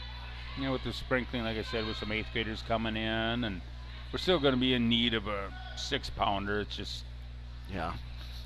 10 years ago we had 3-4 of them at 106, and they weren't 106, so we couldn't really move them up. All 3 of them ended up placing high and then won one state. Oh, here's a cradle by Maverick. Pretty tight cradle here. Nice pin there for Mueller. Great to see him back. And he's got a decent group of family here, and shout out to Cade and Gage, hopefully watching as well on the airwaves. Well, I think Cade will. I think he's wrestling tonight. So I so don't he's know. not watching right now. Well, maybe you can go watch the DVR version of this. Maybe. I think that they do get together and do watch a little. They're all big fans. I will say Maverick's a little smaller than the rest of the Muellers. Yeah, he's kind of always been that way. So it's I talk of Cade. I don't know if he can get much bigger than Cade. No. I mean, that's a big, strong, muscular kid that's got a gas tank. Cade's got muscles growing out of his ears. Strong kid, but he's not afraid to go into the full 3 overtimes. He likes that. Well, because he's a good rider, so he has a skill set to win in a variety of ways. Yeah, he's in that gas tank, and now he's got a new move he calls the jelly roll. Interesting. Knocked off a highly ranked guy in the nation on it. Reversal in the 3rd overtime. But we got out here, we've got Miller and Graydon Monikan. Graydon is a part-time quarterback, part-time wide receiver, full-time D-back. Really, just a really good athlete, a really good second baseman in baseball. We're 3-sport athlete, love it. Yeah, and he's his dad, as far as I'm concerned, is one of the best athletes I've ever seen out of high school, at least in Baldwin. Working on a wrist half here on the edge. Yeah, got 2. Graydon's he's another one that's, he got the sectionals last year, and he was wrestling up. He was undersized just due to, we had a state team, but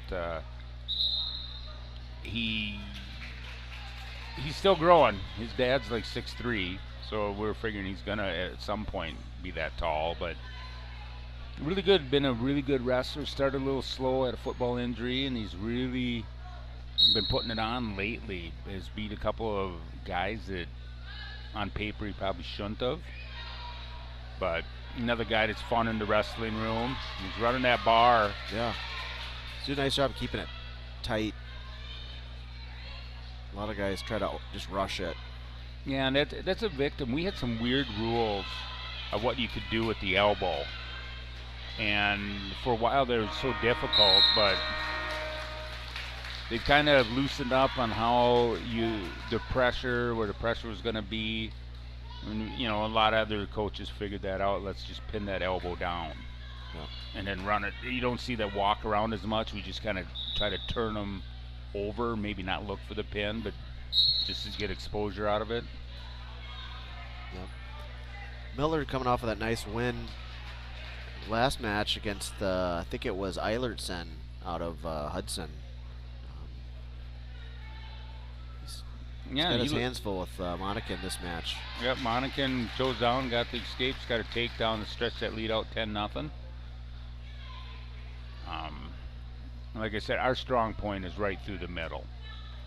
I think we forfeited 2 weight classes, 20 and 26. But when we get the Gartman back and the other guy off injury, we're pretty solid from 13 up, and right through the middle is where all of our guys are. So yeah, I'm sure that a lot of them push each other, help each of them really improve and get that next level. It helps when you have a lot of talented guys around the same weight. Yeah, and it's kind of fun. I would say a lot of the juniors, I hate to say this publicly, I don't think wrestling is their #1 sport. Oh, there's a nice bar. Forced him over on that bar. A nice belly out there for he got Mueller. 2 out of there. I didn't see any counting, but he got 2 out of there. Miller's been wrestling tough. And then, but like I said, the football team, very good. And the baseball team, I think most of these kids are really big baseball guys. They've been playing together since they've been little. And it's fun going on. We got our new facilities up here, and I like to wander up there in the springtime, and nothing better than catching a good baseball game. So, like I said, Graydon had a very good year at second base, and he's putting together a really nice year with wrestling. So, looks like he's switching to bar half. It's going to be Miller's choice. Or neutral.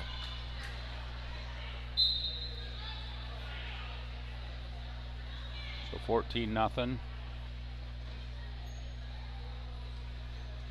So I saw just a re-attack there. That shot. Tech fall for Monikan.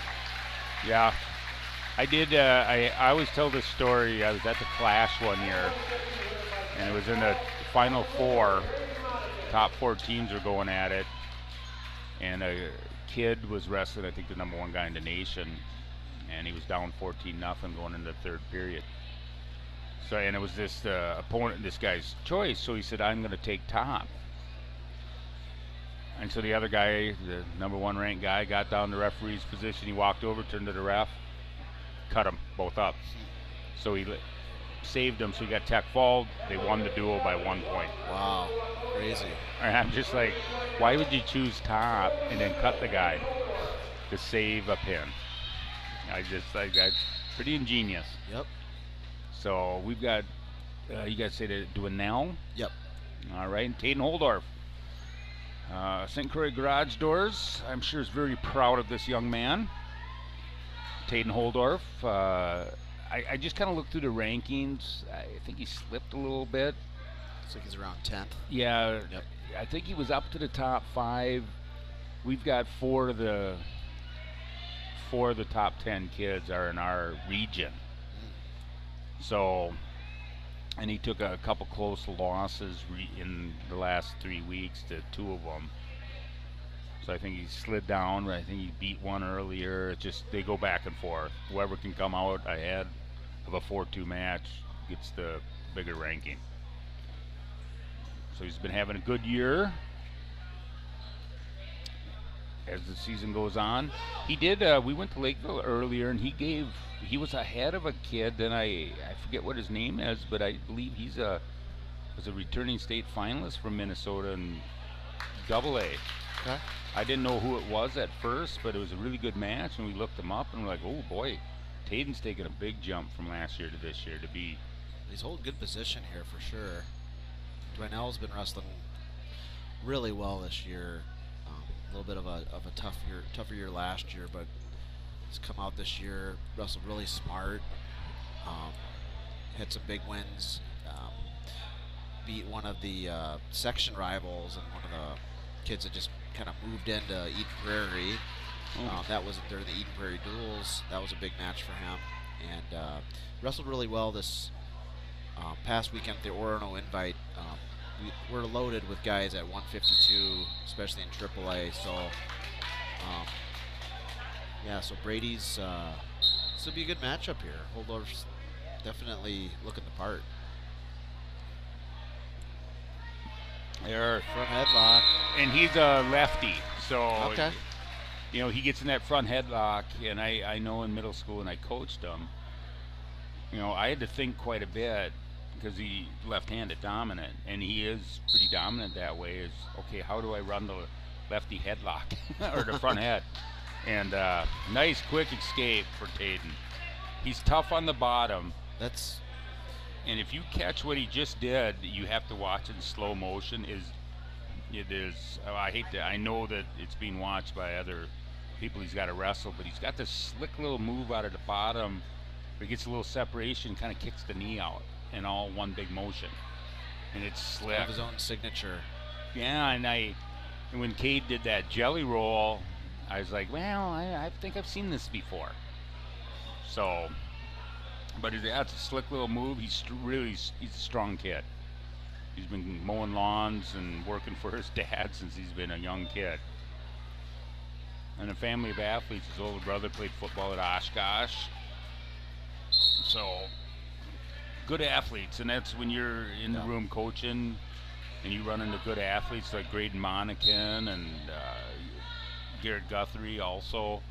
He's not wrestling tonight, but it's so much fun to coach because they can pick up things quite fast. And they can bend, move. So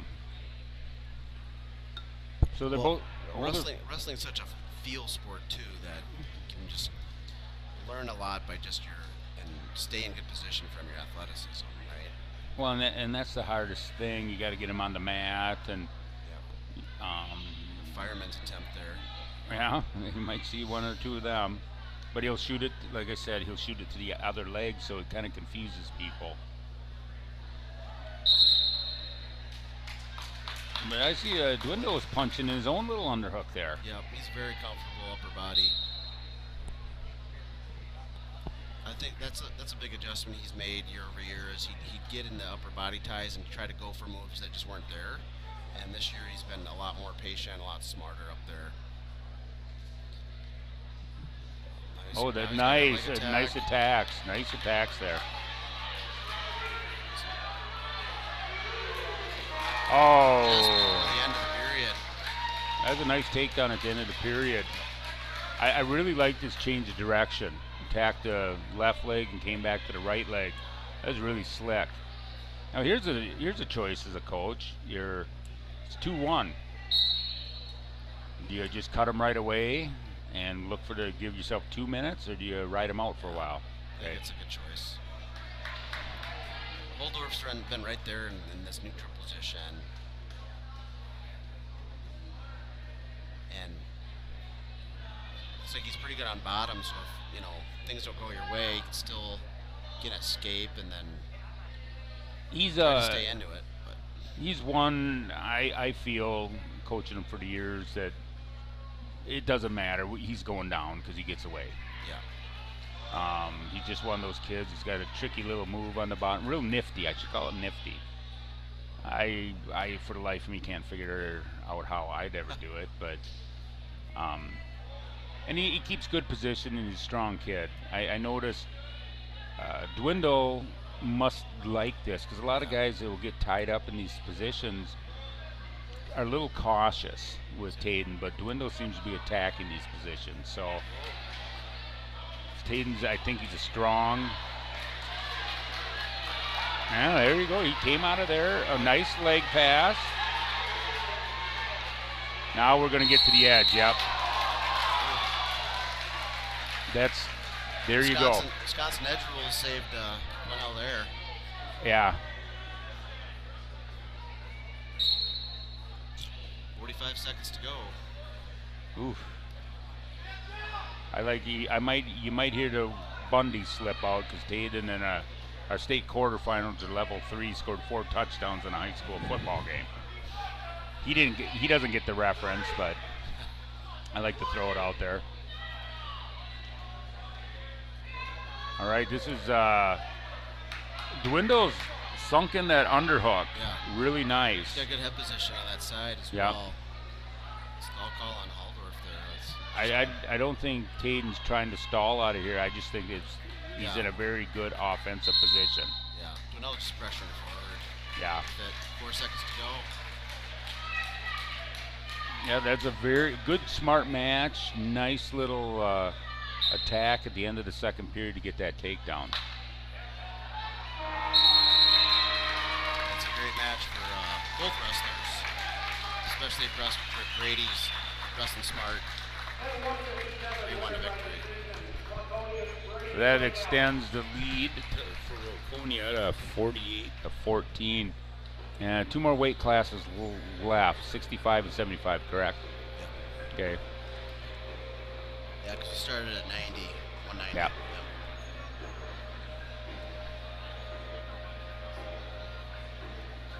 But overall, for the Baldwin fans, No, it's not an excuse. Just this time of year, like you said, Waconia's got their full lineup back for the most part. We're still missing a few, but what's been nice about the last 5-6 matches, they've all been really competitive and good, tough matches. So that's a good positive. When you wrestle teams that you're very unsure of, sometimes it's difficult. But both teams, for not being overly familiar for the most part, are really attacking. Yeah, we're seeing some good wrestling. That's what that's anything you can ask for as a fan, as a coach, as a parent, right? This week we got a new wrestler here for Waconia. We got Matthias Pierce Jr. and like Thompson. Andrew Thompson. There you go. The tale of two Andrew Thompsons. You're gonna see legs. Well, as soon as I say it, he won't do it. But here's our leg rider.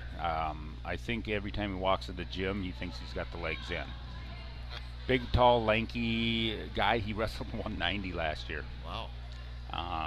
He hit the weights, got stronger, and leaned out. I mean, he was an undersized 190 pounder, but it's like a vision quest. Yeah, he's the Loudon Swain of the Baldwin area. Well, I don't know if we're pushing that far here, but he's a lanky. He's a mismatch problem. Yeah. Earlier in the year, he just wasn't getting to his offense, but I've just been following track. I haven't been at a lot of the meets, and he's been putting together some nice offense. Let's say he's got to be over 6 foot. Yeah, I would say he might even that 6'2" plus mark. He's all elbows and knees. And Pierce has done a little bit of varsity, a lot of JV this year. He's in a nice single leg, but man, it's really hard to finish on Thompson so far. Yeah, he's long, lanky. He's probably pretty comfortable here. Yeah, he is. He's really comfortable using his length, getting whizzer in and getting leverage. Just stomping that leg to the mat. Ooh. But he's not what you'd say like Taden. That's a real rough physical. We're gonna stay in really good position. Andrew uses his length well. Maybe doesn't want to engage in those tough physical banging head areas. But everybody's each their own. Whatever works for them.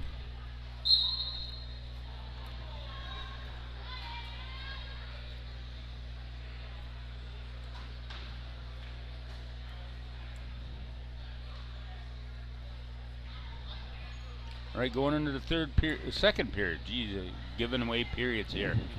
I see Mr. Pierce went down.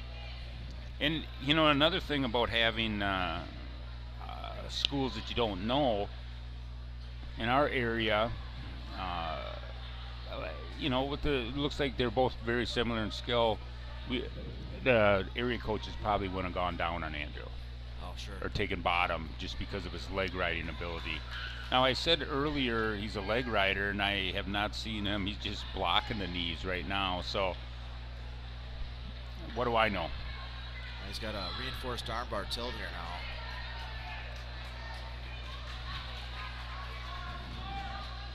And he could be, Andrew's a kid that could be dangerous come sectional time. Yeah. That he just, you know, with these bars and. He's got a style that's kind of hard to replicate, right? Yeah, and it's, unless you have somebody at that weight that's tall, it's really hard to practice against those guys. Being a, you know, shorter, powerful kid, you know, I mean, we refer back to Cade Mueller, who wrestles 184 in college at D2. He's shorter, but he's really, it doesn't matter. He can work through taller guys. Right. Some guys really struggle. Yeah. So he's got an armbar half here.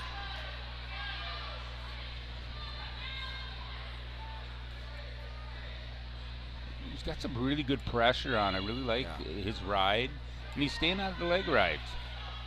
So you said Pierce has been in and out of the lineup. What's his age? Junior? Yeah, he's a junior.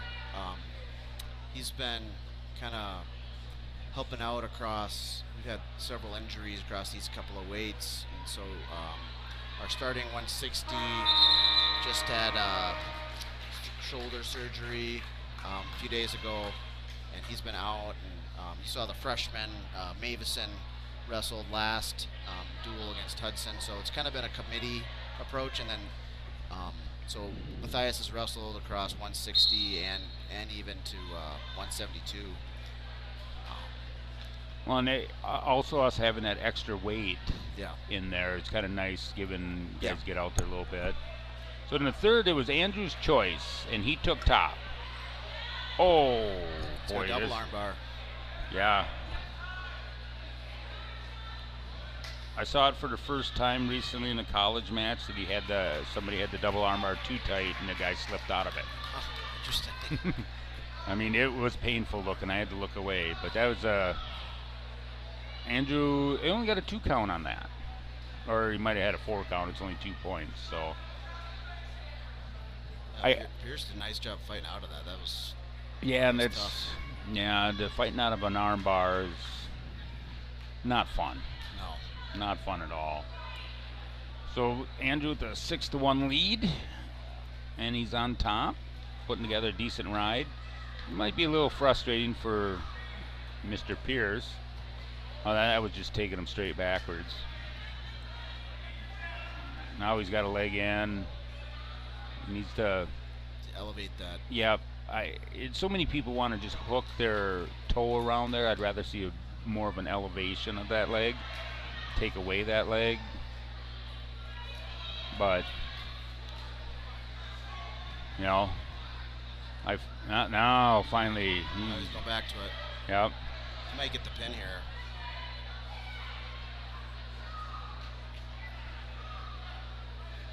Oh, nice fight. Nice fight. Yeah, Matthias is a super strong kid. Oh, and he switches over to the half. Boy, This looks. yeah, he's relentless on top. Andrew Thompson with the winner by fall. Brings the Blackhawks score to 20, but quite a bit shorter than the 48 Waconia's dropped on us. I give credit. That Pierce he's a tough kid. Yeah. Some of them were kind of tight. Some of them, that's not fun to be there. You could not deny the effort there by Pierce. No, He was probably fighting on that bottom position for a majority of that match. And I'm sure he got frustrated after being down, getting ridden out the whole second period. Closed out with the oldest Mueller twin. We got Levi here. Wildcats. Now we've got Mr. Energy. This kid, he'll wrestle like this for 20 minutes straight. Drew Stark. Fun kid. And his claim to fame is he's taken 3 AP classes and he's getting A's in every one of them That's as a awesome. junior. He's a bright young man. He's gonna gets 4 or 5 on those AP tests, and he'll have a bunch of college credit coming into college already. Yeah, he's a smart kid. He does works for Pac-Man Concrete, or he has on and off last couple years. Very strong kid from obviously working some concrete. So Lefty single there for Mueller. yeah, and that's a case of unless you got somebody in your room that shoots lefties on you, it's hard to defend. Yeah. Is Levi a lefty? I should know this. I wouldn't have thought of him as a lefty, but perhaps he is, or he's kind of become ambidextrous or amphibious, however you want to call it. So the little stop in action, potentially dangerous, must have had to do with the elevation of the ankle. Yeah. But Levi's up 6-2. And I did look down there. It does look like there's a nice little Mueller contingency. Boy, Waconia brought some fans down to Baldwin. We had a great showing here. People even they heard about your live stream, Dave, but decided to come and see it live, and yeah, it's what's great. I mean, that was one of the hardest things during COVID, was not being able to see kids live, and that's what kind of born was the brainchild of a lot of these live streams. Just been great, but I find that a lot of our live stream audience is the extended family members and relatives, friends, etc. The hardcore parents and loved ones are gonna usually show up wherever you're at. Well, when Jeremy Nygaard put this together, I thought it was really cool, and some of us coaches with older parents and just couldn't get out. It's just kind of a weird time, but I know my parents really enjoy watching it from home. For sure. Well, I like it on YouTube. The YouTube application, you can turn it on your smart TV, right? So a lot of people do it Facebook or whatever, and that's great, but it's nice to be able to have an app on your TV. You can see it wherever you're at, or phone or tablet, what have you, and it's nice. So props to YouTube. Hopefully we'll get some monetization from that comment. Levi with the takedown at the end of the first to make it stretch his lead out to 8-3, took down. And nice reversal. Puts him up 10-3. An escape by Drew. The one thing I'm looking at is Levi came out pretty strong, and he hasn't been wrestling for a little while. And whatever the injury was, sometimes your conditioning's a little off. Right.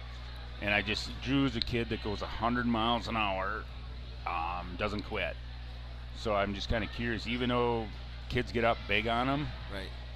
He's a strong kid, and you got to work to move him around. That he wears kids out by just his physical strength. Kind of like gasses you from bottom, huh? Yeah, he really does. Because he gives you some handles. I mean, he'll reach back like you just saw that,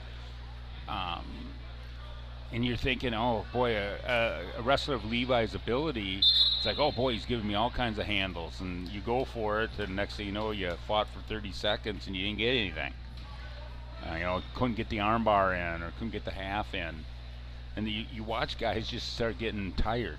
Yeah. And this is, I was kind of wondering, put him back on your feet where Levi looks like he can, rest a little bit and get a little time in there. So, not saying he's stalling, just set up his shots, take a little more time. Yeah. Without somebody constantly trying to do something on you. It's going to be interesting, yeah. Can Levi, where's his conditioning at? We'll see where he's at here in this third period. Nighttime weigh-in, right, or after-school weigh-in. Already wrestled the match.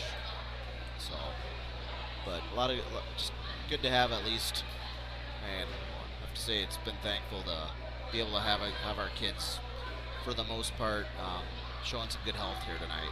Well, and here's another thing. So when I reached out, we used to have our conference tournament would have been this Saturday. And when our conference decided not to do the tournament, then we went out to look for this kind of situation. And it was easy with Minnesota to feedback, and Hudson also does not have a conference tournament. So just putting it together, making sure of the 14, meets we get, and that way. But I was really surprised as the season went on, the amount of contact I have gotten from Minnesota schools that wanted to come over and do something this weekend. Yeah. To get ready for your, sections.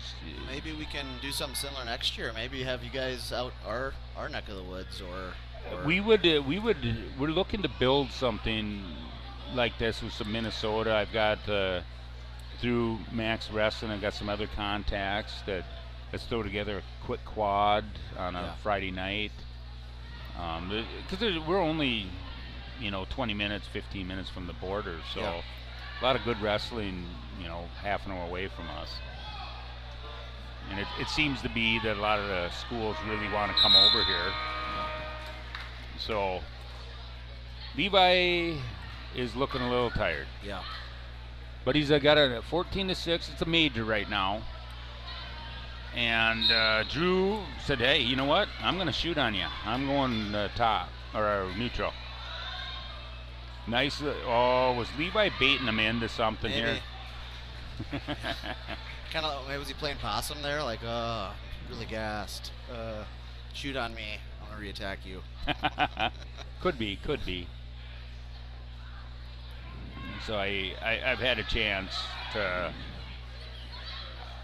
meet both of them, and both of them, when they came in today for weigh-ins, they're both very nice kids.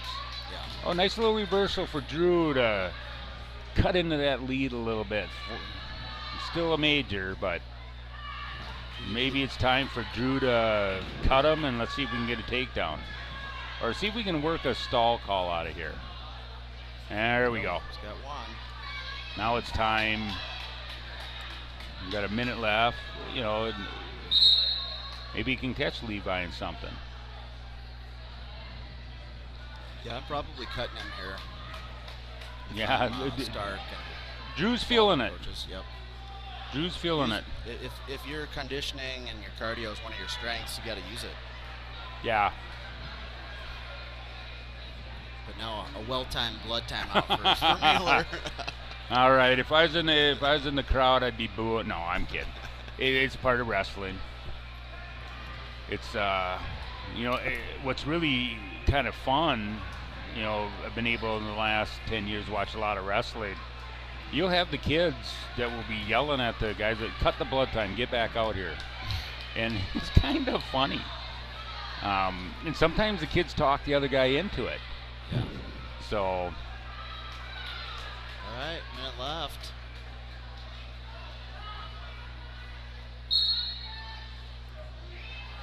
Moves out to his feet fast. 3, 4. There's a nice escape.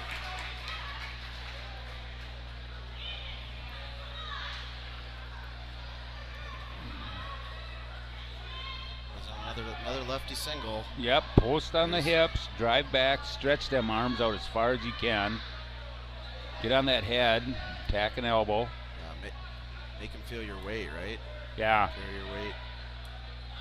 You know, I know this is how wrestling's going. I still like the just pound on the head. So many people want to reach over, get through the crotch or grab an ankle. I'm the old-fashioned guy. Just beat on their heads and attack their elbows or their grip. Nice re-attack. Nice, single, yes. Low double there. Yeah. That was a burst of energy we haven't seen since kind of that early second period, late first period. Oh, that is. Armbar. Yeah, I think there was an armbar there. And it's going to close out the match. Yeah, so 7 seconds left, 19-9. Really nice outing. Levi looked good. Hopefully, I think he's pretty tired. Yeah. Levi's going to sleep well tonight. Yes. Yes. But And then major decision, 52-20 is the final score. There's some good matches in there. The Waconia team looks really, really good. yeah, I appreciate it. As does on behalf of the Waconia community, wrestling community, we just appreciate you guys having us out here. It's been a lot of fun to call these last two duels with you, Dave, and meet you. And like I said, wrestling's so great about relationship building in this sport, and appreciate the great things you guys do for, this is a cool experience tonight with the band and get the cheerleaders out. Thank you for having us. Yeah, and what the worst thing is, I wish we were on the other side, because our side, the bleachers are pretty full. You know, Waconia brought a nice group down, and Baldwin, if we went to Waconia, we travel well. Our team, we've got a lot of supporters.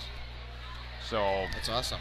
fun little duel. But hey, thank you very much, Jeff. We appreciate it. Baldwin-Woodville Wrestling enjoyed it. I hope Mr. Jeremy Nygaard enjoyed it also. So I'll turn it over to Zach. So the people that we got to pay the bills. I think you said that earlier. So Pay the bills. all right, thanks. Thank you, guys. Precision Excavating Enterprises is a full-service excavating, grading, and trucking contractor located in Baldwin, offering all types of residential and commercial earth-moving, septic systems, demolition, landscaping, driveways, and building sites. Our trucking division offers dump truck, grain hopper, and flatbed hauling services, sand, gravel, fill delivery. Serving the Baldwin and surrounding western Wisconsin areas, give us a call, 715-760-0768.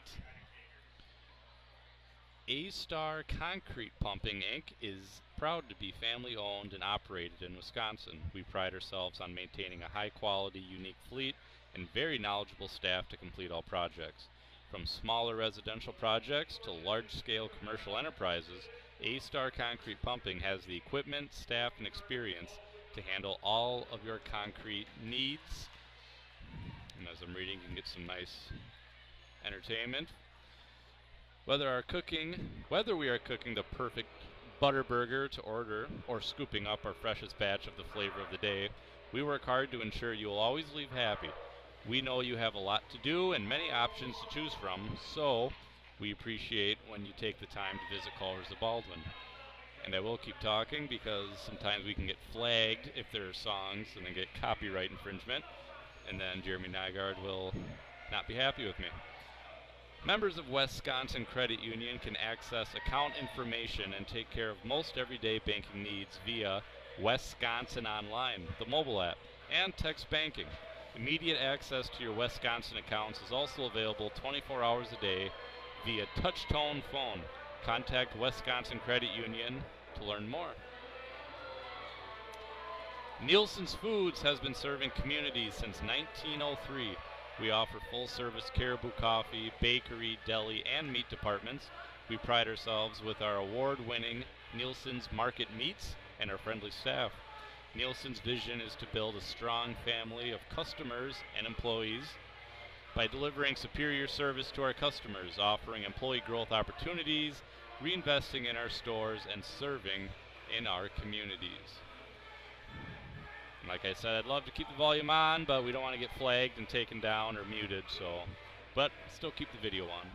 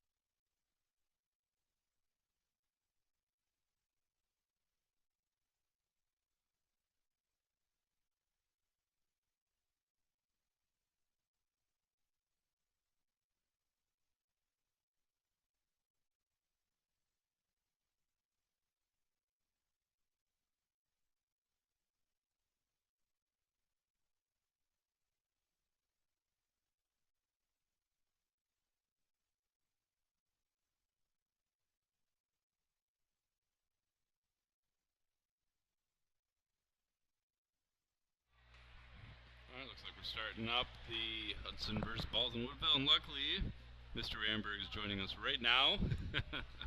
Right in time.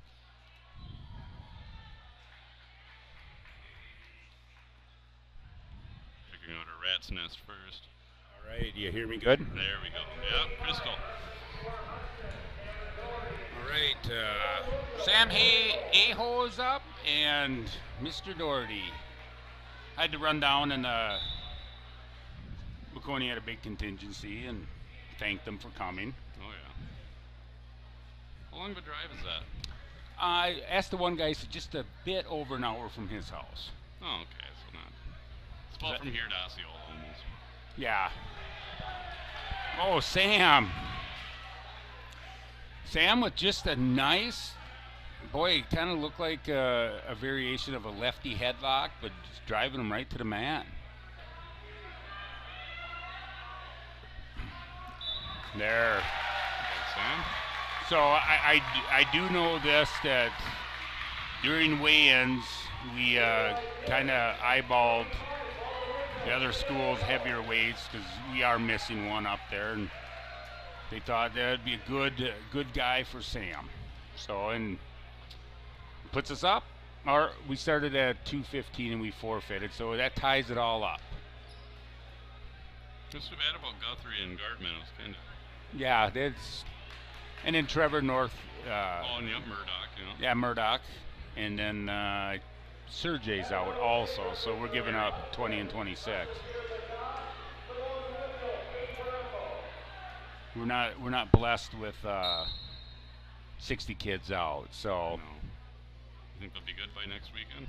Yeah, I'm going into this, Newt is competitive, wants to win at everything, but the big thing is both these schools have good wrestlers at our wrestlers' weights, and just to get them some really good matches, and we succeeded with Waconia. Yeah. So, and it's kind of, Hudson's a school of about 2,000, Waconia, what do you say, about 1,500, and are we to the 500 mark, Zach? We are at, I want to say 506. Okay. Hit that 500, and so what's unique with Minnesota, and they like the fact that we'd be single A. We're right on that edge, but we might be single A, the smallest division, and sometimes. It happens in Wisconsin where the smaller schools don't want to do the bigger ones. But we've been very fortunate to have a pretty solid team. So they kind of like that. It's just different competition, and they're not. The big schools aren't scared to come wrestle. This spot here, Keene has given up the takedown, needs to bail out. So Mr. How do you say that? I don't know, I just taught some kids today the double letters and how to say the vowel, and hopefully they're not watching. Bata, maybe, sure. And then Keene, and I'm going to mess up him. Pambo. Pambo? Yeah, I believe. My hooked on phonics is broke right now, so. Well, your wife can help you with that, can't she? I'm sure she can. So, right now, Kane's in a good spot here. If he can suck that grip in and suck that leg under, he might be able to get a reversal and the period ran out. So Bata got a takedown. He rode him out for the period, and Mr. Kane deferred. Now it's Hudson's choice, and he's going to go down. So Kane has got a little experience coming into high school. I believe he came from the Richmond recently. John V's grandson is what I've been told. Really? Yeah. I forget his mom's name. I should know, but so nice to have him out. John V's been very active in the community for many, many years. Bus driver, I think, isn't he? Yeah, he's a bus driver now. He's serving, and he does a lot for the church in the bus driving too. So there's a takedown, and he's got Kane in a bad spot with a half. He's looking to elevate this. Nice roll through Kane, and he's keeping himself perpendicular to the mat. No back points. So in Minnesota, they would have continued with that action until his toenail clipping left the mat. So I always tell the story. We wrestled St. Thomas a few years ago, and Hunter Gartman pinned a kid, and that kid's feet were on the hardwood. But Hunter had 2 toes. His 2 big toes were in, and that was it. Somehow, yeah. Geez. So nice little breakdown. He's got a half, and he's trying to elevate the near side leg, and he does. It doesn't have it too deep. Kane is wiggling around quite a bit. And Kane can latch onto that near side of the leg closest to his head that his left arm is around. He might be able to get out of this. Yep. When the ref starts moving quick, you know he's thinking about the pin.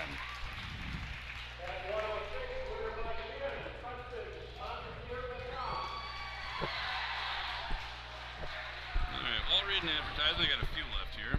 Firehelm Langer is a CPA firm with offices in Baldwin, Ellsworth, and River Falls. At Firehelm Langer, our clients are our top priority. We offer the skills and expertise of a large CPA firm combined with the personal attention and responsiveness of a smaller firm. When you partner with us, we take the time to get to know you, understand your goals, and build a lasting professional relationship. We invite you to turn to us at Firehelm Langer for bookkeeping services, payroll services, financial projections, tax preparation, tax planning, and all of your accounting needs. Well, there we go. So I know that Jeff had said her name is Prescott, and we got Carter Benson. And this is kind of the first time I've gotten to see Mrs. Prescott wrestle. Looks pretty solid. Pretty tough kid. Stayed good position. Like I said, I know one of our middle school girls said that she's really good. So, and the joys of Wisconsin, and I don't know the rule clarification once the girls enter the girls division for state. I'm not sure if they can wrestle on the boys team or not. I'm unclear of that.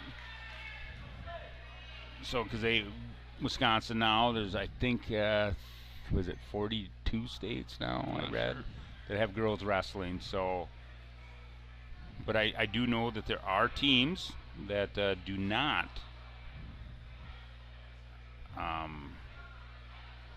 I know that there's some teams that do keep the girls on the boys teams. So, not quite sure. Looks like is this some blood time? Must be, yeah. You know of Carter's sister, the 5th grader? I'm not sure. Oh, it's Bailey. Well, anyway, she's, you can think about how small he probably was in 4th grade. Well, I'm asking someone who, Randy McGee, wrestles in practice. And someone says Bailey, so I'm thinking of this Okay. Bailey Coon, I think it was. I was like, holy cow. Well, they drill together. Yeah, that's kind of, yeah. They drill together. Bailey's been very good to Randy. Bailey's a good driller. Bailey, we got a kid that's about 180 that's relatively new, but boy, she handles it her own against them. She's just a tough, tactical, very good kid. But, there's a nice single leg into a trip.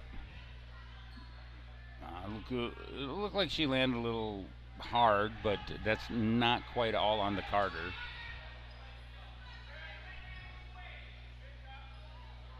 So it's, I think I've talked before that when you have a wrestling practice, you like to cover 4: drilling, technique, live, and then there's some conditioning put in there. Or situations is what I like to do. So I just do a lot of situations. So even if there's a size mismatch, we're only going to go for 10 seconds. And you put them in certain situations that you see on the mat, and so everybody can get involved.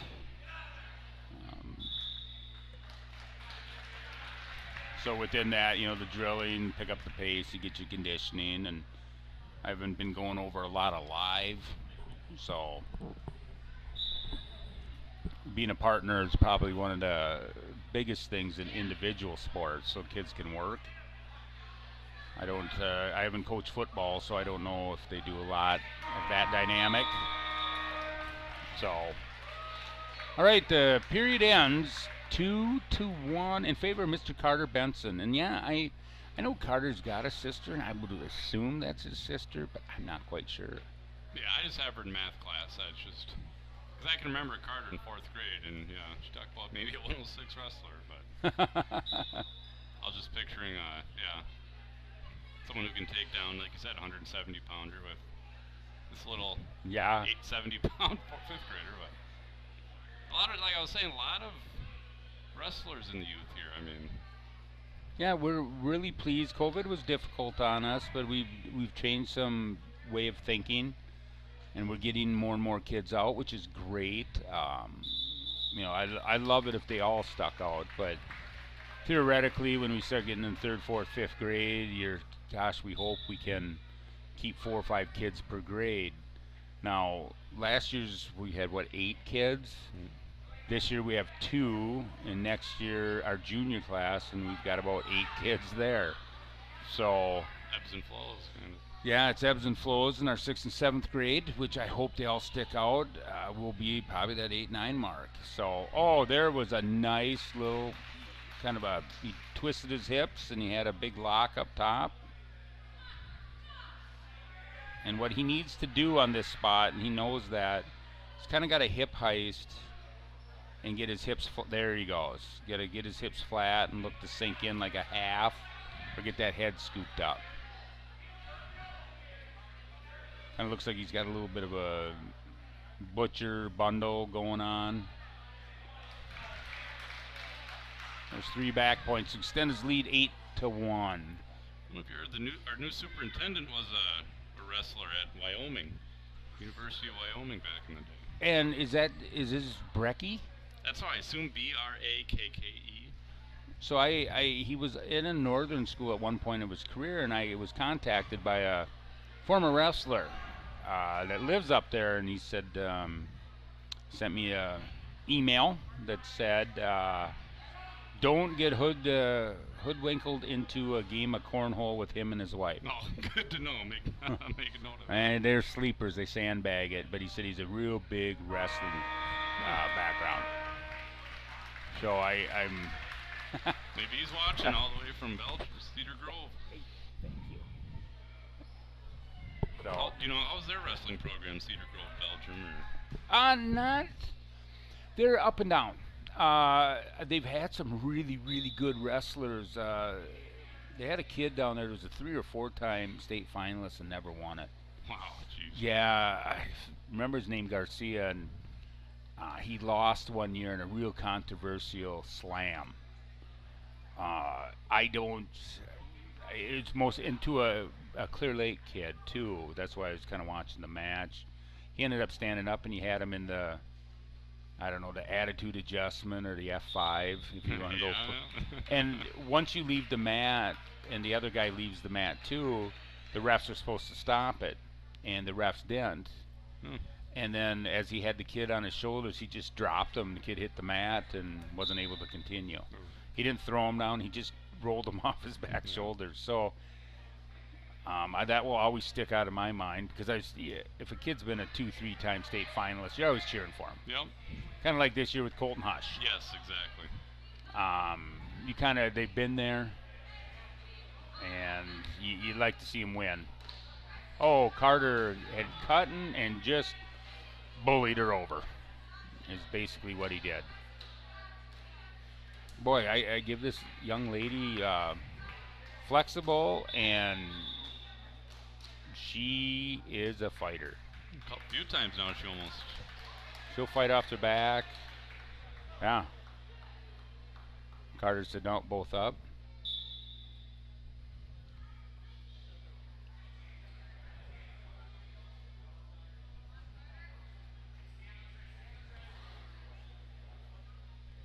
So the goal right here is, you're wondering why he keeps putting her on his feet. He's been the better wrestler on his feet, but we're also looking at trying to feet to back or getting that tech fall. So more team points, because we're going to be giving up a couple forfeits here.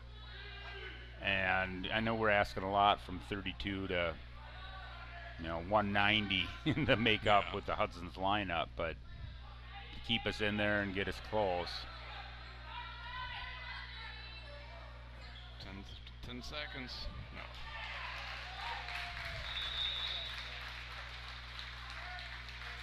No. Yep, and got the 3 near fall.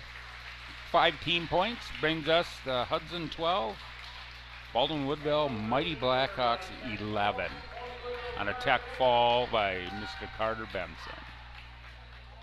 Maybe you hear him talking. Here's Mr. Timmerman. The market is changing. Take advantage of our 30-plus years of experience to guide you through it. Call Don, 715-684-9541, or Andrew, his son, at 715-928-0410 of Timmerman Realtors for all your realty needs, though I doubt he would answer right now.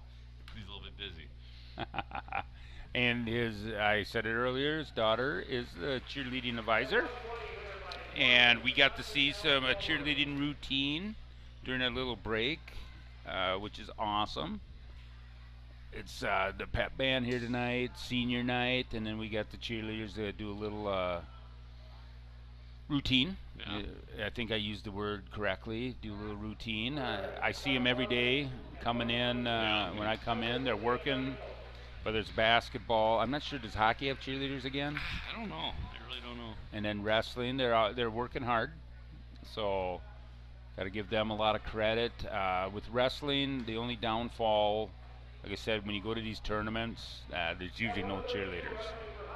So us doing these quads, they don't get to show their stuff as much, but they work hard.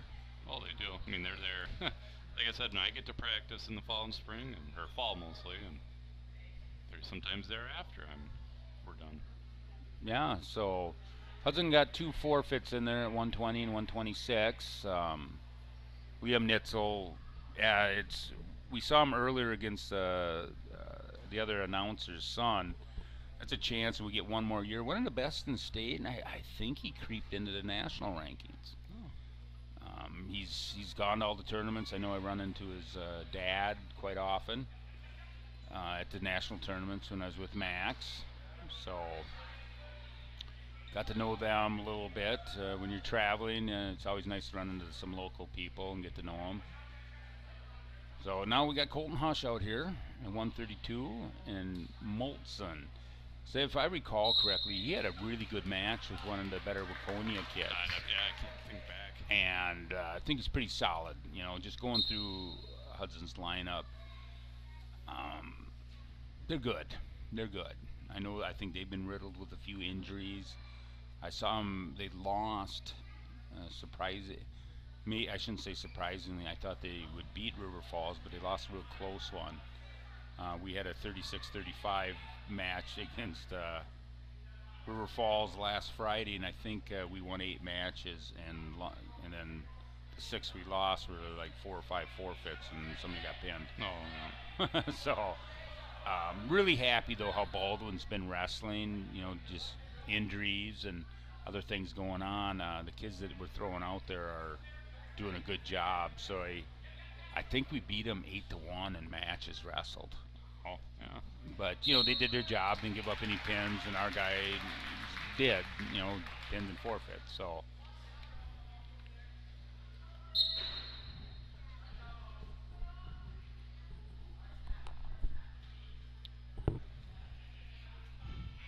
kind of not strange question. So, sometimes in basketball you can tell if someone's really good, they're kind of bouncy.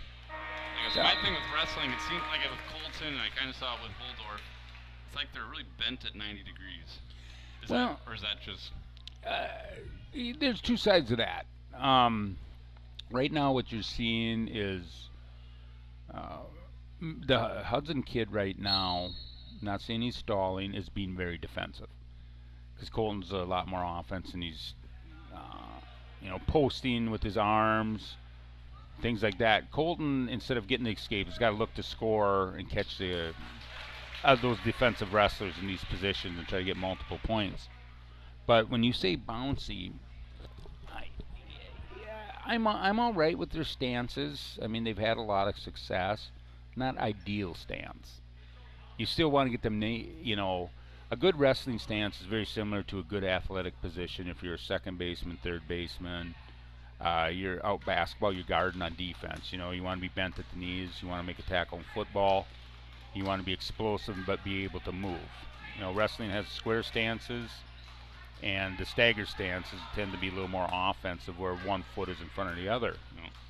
So when you say that, they're bouncing and they're a little bent like this, they could be adjusting to the guy they're wrestling. And you can see that the guy's posting a little harder on the head.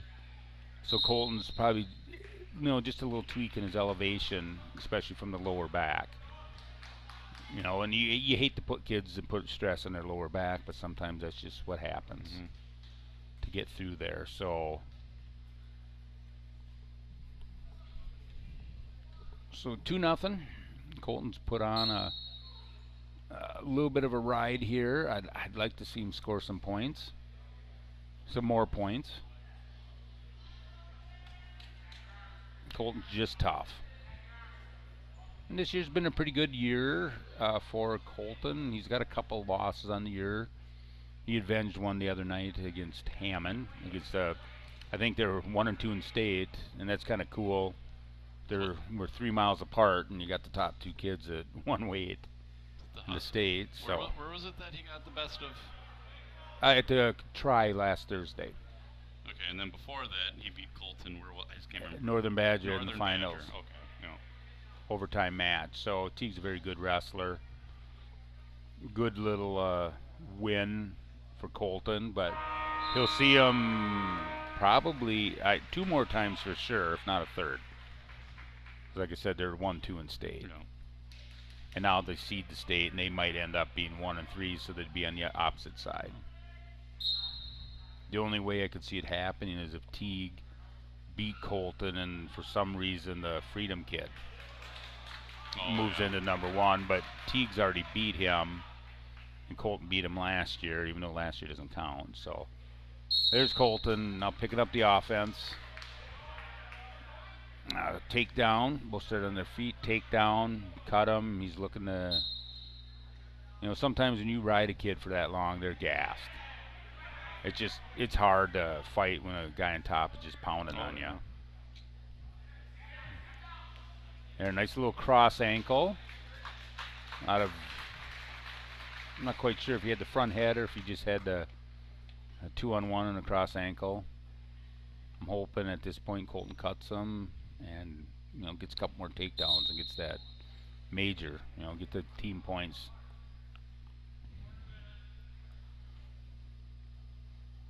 Here's the other. You can start with your hands in a diamond, triangle like the optional start. Some guys like to run out to the front head off that. Sometimes it's just the way when you cut people, I prefer them to kind of work up and bang on the head a little bit and push them away, just to wear them down a little. Nice defense on that. Got him off balance.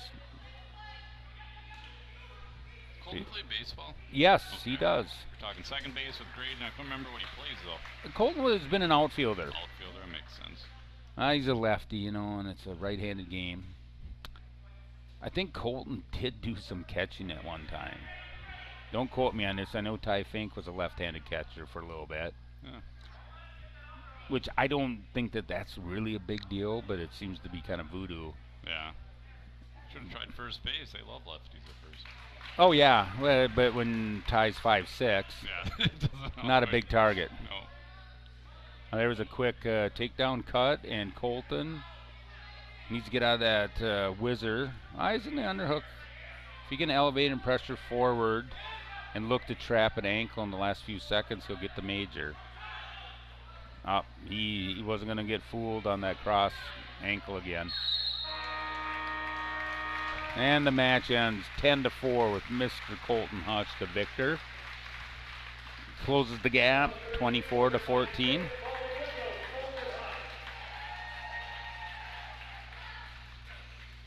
All right, we got Mr. Travis Coon trotting up to check in. Travis, like I said, he's growing height-wise, and I think he's starting to fill out. 138 wrestling for Hudson, Monikan, Hoff. So yeah, like it's earlier before Christmas, he was wrestling 126, and I'm not so sure he can make 32 anymore. So. How tall is he? I can't really tell you. You know, I know has to have grown about 6 inches from last year.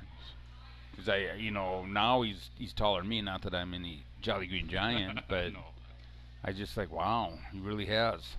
Oh, there is a over/under throw. Oh, Travis, nice job coming out of there. He did a great job fighting out, but sometimes his head was still down, and you got to clear that head, or you're going to get stuck in an elevator in those situations. So, Mr. Hoff picks up the pin for the mighty Hudson Raiders to extend their lead 30-14. Go ahead, Zach. Yeah, last one for individually. Bumper to Bumper is a locally owned and operated driving school located in Somerset, Wisconsin. We offer complete driver education and training consisting of online classroom, in-person classroom instruction, and behind-the-wheel training. So if you're getting ready to apply for your Wisconsin state driver's license, or you're an adult and just need a refresher course, then Bumper to Bumper is here for you is here to help. Visit online at www.btbsdllc.com. Might have to replay that. I'll give you credit. So now we got Wes Brash and Mr. J.D. Minder. Oh, boy. Well, it's J.D. Minder. I know it's a hyphenated last name. He grew up, he was Ellsworth kid, but he's now in Hudson. And I think last year he threw in the hyphen last name. Bruckhart. So, really solid wrestler, really good wrestler. Good pickup for Hudson. So you got a quick takedown here, and he's riding that, I think he's looking for the cross-face cradle. Oh, he had that in, and he just jumped over, and sometimes just dragging the guy over is efficient too. I mean, we can coach moves all we want. Sometimes just being a kind of a bully works. So, Wes Brash. Junior, super nice kid. You've taught. I think he's got a sister that's in middle school, and Yeah, I had him in class my first year. okay. Very, very shy. Very, like you said, I don't think he said more than 5 words the whole year. But I always thought he was shy, but I've gotten to know him. He just, how would I say it, chooses his words carefully. you ever heard of the I Got Do song? I Got Do. We used to. Yeah. We used to do that if we kind of celebrate stuff, and probably for most of the year, of course, he wouldn't really do the dance, and all of a sudden I look over and he was doing it. I'm like, nice job, boy, Wes. But like you said, come out of his shell. And I know his older brother had a dry sense of humor that was very, very funny. And I think Wes has a little of that too. Oh, now we're going to the old ball and chain. And you got a quick little ball and chain tilt. They're effective. I mean, there's just thinking in my head that I haven't even come close to addressing that in middle school.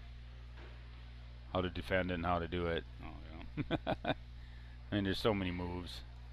Nice little shot to the opposite leg, and Mr. Minder did a great job of kind of straightening out that leg, getting 2 hands below the knees, elevating it. And he got himself into a pinning combination, but Wes has got some really good hips, and he was able to move out of that. But looks like Minder's got him wrapped up in this cross-face cradle. And there he's got her. And I think here, one more swipe up. He's got the 5 swipes, so he's got the 3. And he's settling in, got the leg across the other leg. See the left leg, if he would go kick out the ankle of the leg he's posting on, boy, you don't have anything to support on. Say, there's just out of luck. Yeah. Now Wes is, and here's the argument. I'm sure Wes is down there trying not to get pinned, and he gets dung for stalling. just got a warning, but sometimes with the cradle you got to belly out. The refs don't want to see you on your belly.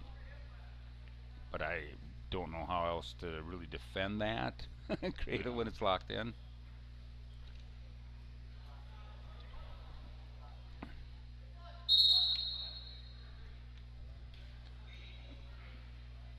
So Mr. J.D. Minder Broken Heart has got Brecca Hart. Oh boy, is up 9-0, and there's some blood time on Mr. West Brash. I do know J.D.'s mom was, I guess, one heck of a basketball player, 1,000-point club member in Ellsworth. In Ellsworth? Yeah, back in the day. So. Right, same era. Well, I don't know, in the 90s. 90s, yeah. I'm just trying to think of. That's when we went on our wrestling run, and then Ellsworth went on theirs, wasn't it? Well, no, Ellsworth was on theirs from the early 60s. Oh. Yeah, it's amazing looking back what they did in a small town, and you know they're solid. Our last home meet, we won by a point. Boy, I don't know what to say from. You know, they won state in '85, and they were always consistently one of the top programs. And by the mid '90s, the late '90s, yeah, they went on one heck of a run there. That's 20 years or something. Yeah, I mean 25 years of not losing a middle border conference dual meet. Oh, that's even. See, I knew they won the conference championship. I didn't know that. That's. Yeah. I mean, well, Baldwin beat them, I think, in '98, '97, and then we beat them in 2021. I think I can remember that. Yeah, boy, we were happy. And I think I got a lot of grief from some Ellsworth guys saying, should have beat us the year before. Of course. Like, oh, come on, live in the present. We were trying. So I do Jack Radabaugh. I was still coaching down there. I think he was a head coach for 38 years, but he's been involved for well over 50 years down there. Wow. He's fun to talk to at tournaments. He's, you know, with a guy with that kind of wisdom, it's just you have to listen to him. So, and they've turned out some very successful wrestlers. Jens Lantz is a main coach at Victory, and they're throwing out some pretty good wrestlers there. Gabe Franson is coaching in Spring Valley. I mean, they got some coaches all over. Dennis, oh boy, I forget his last name, coached in Somerset, and he's around doing some coaching, so it's give back. So there was a escape and a takedown. No, there was no escape. It was just. Oh yeah, he did. Never mind. It was a reversal. I'll say 50 years. That makes Mr. Jim Larson seem young, doesn't it? Hope he's listening. Oh, Big Jim, the legend. A little shout out to him. I haven't. Sure if he's here. Yeah, I haven't seen him. I know him and Lois like to come to the matches. Cards or something, maybe? I'll get a hold of Big Jim. It can't be the weather. No, it can't be. So there was a pin. J.D. Minder built up a 14-0 lead and got the pin to stretch the Hudson Raiders lead, 36-14. So, but I do give Wes. I mean, he worked hard. I mean, JD's one of the top kids in state. Fought off some pins. I like that. You got some advertisements. Just read through the list one more time, and then we're good. Baldwin Greenhouse. Thank you again to these sponsors. Baldwin Greenhouse, Firehelm Langer, Nielsen's Foods, St. Croix Garage Doors, Strikers Lanes and Sports Bar, Timmerman Realty, Wisconsin Credit Union, St. Croix Custom Apparel, Baldwin Lightstream, CW Garage Door Distribution, Benrin Jewelers, Schaefer Financial Service, Blackhawk Garage Door, O'Connell Funeral Homes. I'll finish the other half. Have the next little intermission. All right. So we got. Oh boy, here's another name I might butcher. Iverson. Man, that's just some names. Iverson. Yeah, with two vowels. Something's silent in there. You just don't know. Yeah. So out there against Graydon Monikan. Oh, Graydon, junior, had a nice performance against Waconia. Just a tough kid. Tough all around, just slick little wrestler. And he's a little more physical than you think he is, too. I just think watching him on the football field, he wasn't afraid to lay a hit on somebody. No, and I remember the game he took over when Cal got hurt. It was just, it was muddy and wet, and hey, here's your chance to be the quarterback. And balls just made of mud. Yeah. Very good athlete. Yeah, nice double, elevated him, set him down really nice. Very competitive. And there's a kid in the room. He's a junior, and he does a pretty good job. He's kind of a natural-born leader. The kids listen to him when he speaks up. I mean, he's a very respectful kid in there, but when it's time to wrestle and he raises his voice, people listen. That's a great quality this day and age, and you don't have to lean over to him and say anything. He just does it. So, and I know Coach Kiefer's pretty pumped up about having him come back, and a couple different things. Him and then Taden Holdorf, and Taden's a junior? Yep, Taden's a junior. He's a senior, jeez. And Mr. Bundy, 4 touchdowns in a high school game. And then Drew Stark and Sam Aho. Nice thing, Sam got that pin at heavyweight, but Dan said most years he's an all-conference lineman, and the line you had, he wasn't even a starter. Yeah, that was a good line last year. So, and I know with Trevor Murdoch, I think the future looks pretty good for the football team, as it does with the wrestling team. So, I know the kids come in, they work out Monday morning and Wednesday morning in the weight room, and usually on Wednesdays when I get in there, Coach Kiefer's in there, so we just start talking. Yeah, he was in here, when was that, Tuesday? Oh, he's color commentary, yeah. Well, nobody told Dan that he should have wrestled. He doesn't look like a basketball player in my opinion. Right, he played basketball. Yeah, he did. His younger brother Tom, that's my age, is coaching in the cities. Oh gosh, is he in the Roseville or the Mounds View district? I can't remember. He was a really, really good wrestler. Well, and his nieces are phenomenal track athletes. Holy cow! Yeah, Tim's. With his kids? Yeah, I believe that'd be the youngest. So my goodness, I mean, I think one of them long jumps 20-something feet. I mean, yeah, geez Louise. Yeah, I think Dan's sister-in-law was a phenomenal athlete, and then Dan and Tim both played football at Augustana. Augustana, yeah. So a lot of Augustana ties, from Sioux Falls, and he went out there back when it was a long drive when the speed limit was still 55. 55. Make him seem old. Yeah. Is it Mr. Sell that went to St. Cloud then? Yep, Mr. Sell went to St. Cloud. And he wrestled, you said? Mr. Sell wrestled his freshman and maybe his sophomore year in high school. I did not know that. Hockey. Yeah, I knew that. That's why I was surprised he wrestled. Because I know Dusty Vienendahl, I think it got to the point where it was just too much. Yeah. I think Dusty continued with wrestling and Jason continued with hockey. So they were doing 2 sports? Yeah. Okay. 'Cause it wasn't a school sport at the time. It was Waha. Oh, okay. So it became a school sport, I believe, in 2000. Another thing. It was private. That's when they built the hockey rink. Right in that, give or take a year or two.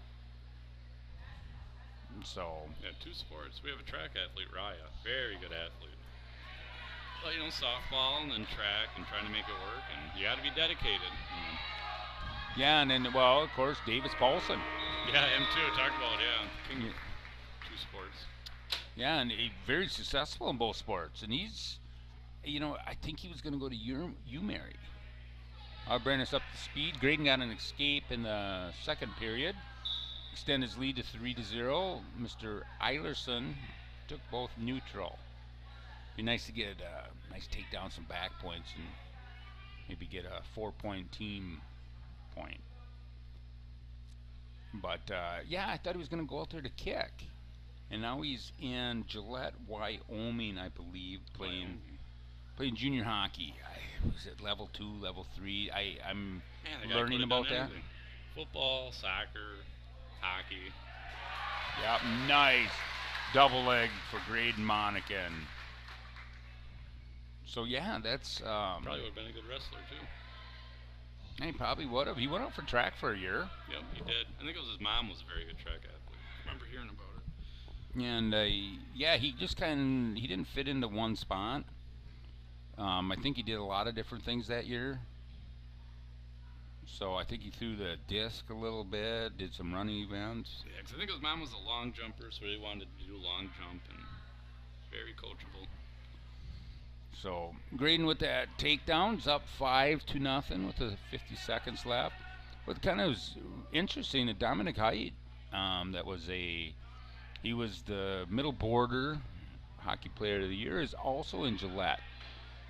I knew that he moved up a division, but he's back with the Gillette.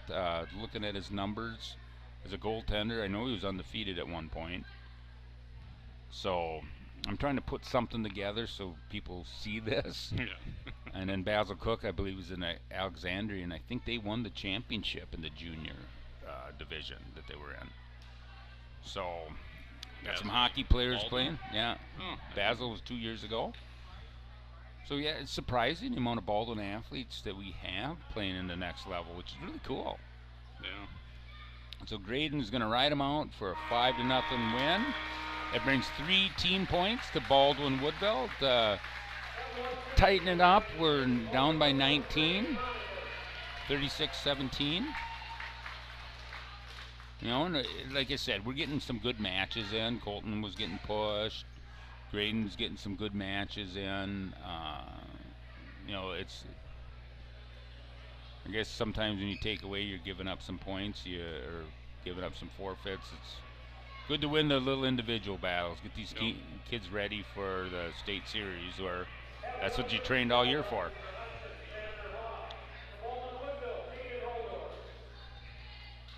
Speaking of, St. Croix Garage Doors. yeah. Taden Holdorf and I would guess Zach Hoff. Z Hoff. Zeke? No, probably Zach. Yeah, probably Zach. I'm pretty sure this is one of their old assistant coaches, Jesse's son. He doesn't have the same hair because I think Jesse and I supported the same hairstyle. So, Taden's in tough. He's comfortable in these tough positions. I'd like to see him get his head out from under there. Just don't want to. Why exert too much energy? And I always call that fighting uphill when your head's down. And Taden, a little throw at the end, both landed out of bounds. It's kind of on the hardwoods. I've always said I'd like to see. If you notice, you look at a mat and you can see it on TV. There's about 5-6 foot strip buffer on the sides. The only thing is in the front and the back from where we're looking, it's not as prevalent. No. And I would wish that the mats were a foot longer for, like, in our angle, how we're looking at it. Because they look a rectangle right now, yeah. Yeah, it's a little rectangle-ish, and they'll claim, but I think it's the style of mats, because the old Resolite ones are usually always 41 by 41 or 42 by 42. It's just every company's got their own little spin on it. Yeah. Mats aren't cheap. No, I imagine not. But Taden with the takedown, and boy, this is tight. When you see a guy go over slowly, you know it's really tight.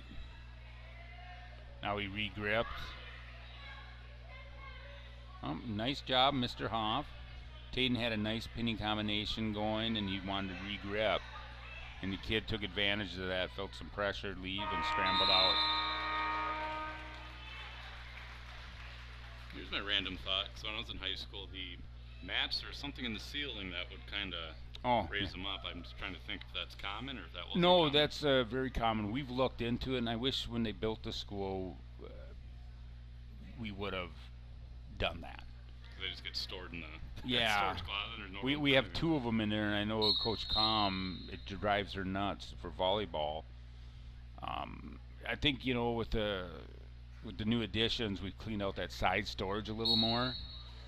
But it's, you know, the Resolite that we use in middle school, we got to roll out every day, and those things are heavy. Oh, yeah. I imagine. They're the same size as these mats, but they're only in 3 sections, and it's a heavy material.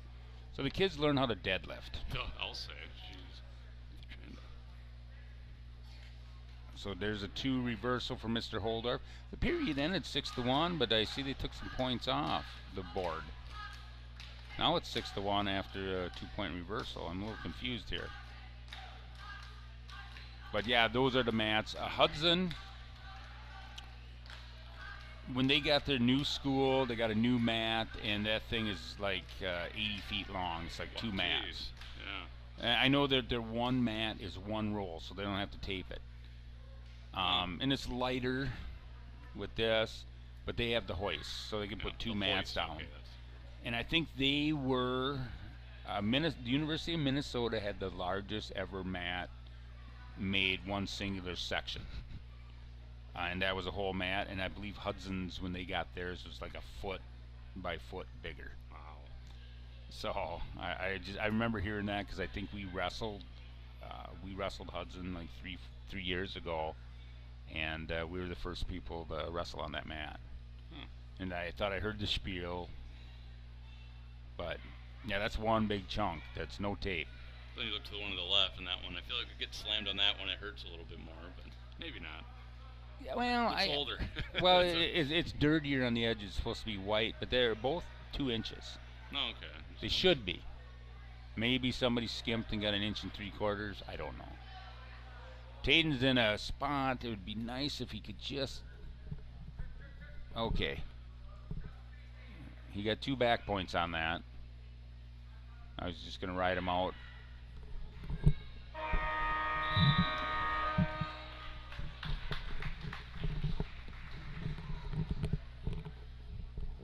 So, going in the third, Mr. Taden Holdorf has the 8-1 lead.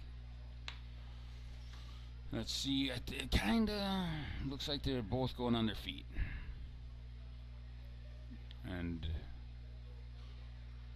I guess I'd like to find out about the 2 points, but I don't see anybody. Oh, I see Mr. Michigan Trunkle. Yep, now I see it. They're all saying it should be 10. So,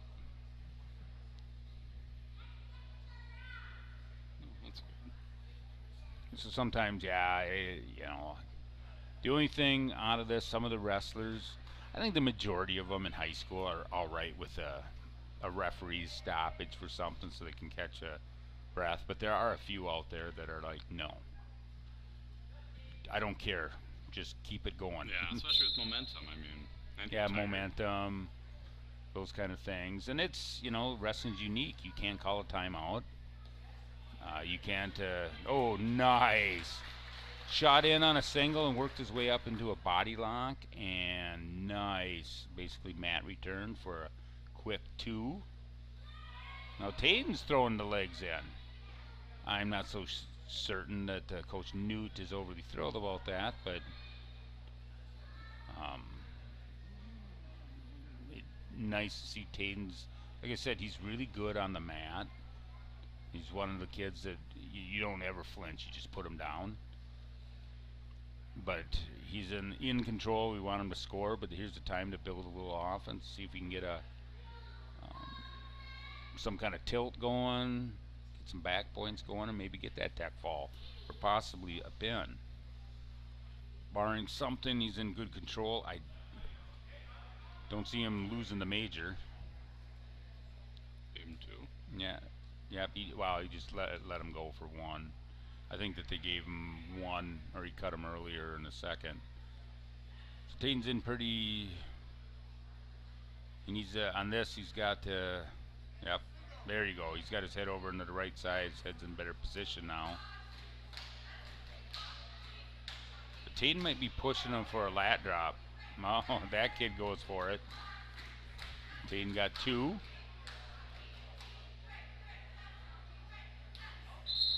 Out of bounds.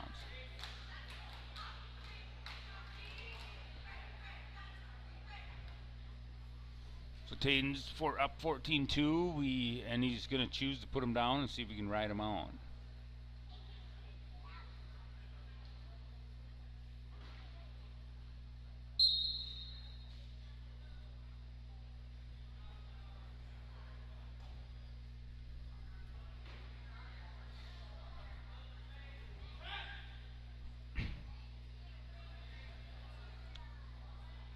Staying in, still in control, looking for the armbar. Mr. Hoff's fighting it pretty good. I think we're going to end with just a major decision.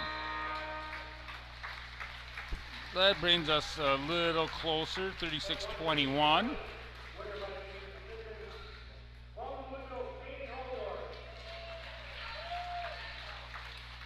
And then just second half of our last sponsors, A-Star Concrete, Culvers of Baldwin, Family Chiro Care, TMS Auto, Helverson Concrete Solutions, Whitecap Financial Advisors, Peak Construction, American Family Insurance, Village Pharmacy, OEM Fabricators, Precision Excavating Enterprise, Precision Truck Service, Western Wisconsin Health, Bumper to Bumper, and DMS Repair. There we go. Jeremy will be happy I got through them. I think when we started doing this, I think Jeremy was going to try to get every one of them in, and he realized with wrestling, It's hard. kind of hard. And I think at one point he just said, just keep announcing. It's kind of, well, it's like earlier when you, with Jeff in here. It's like, I don't want to cut off the commentary. Oh, so we got Andrew Thompson and Grant Draveling. Grant came in on a shot, and for all you watching how Grant is right now, you don't want to be. Grant took a shot, a nice defense, and Andrew rooked it into takedown.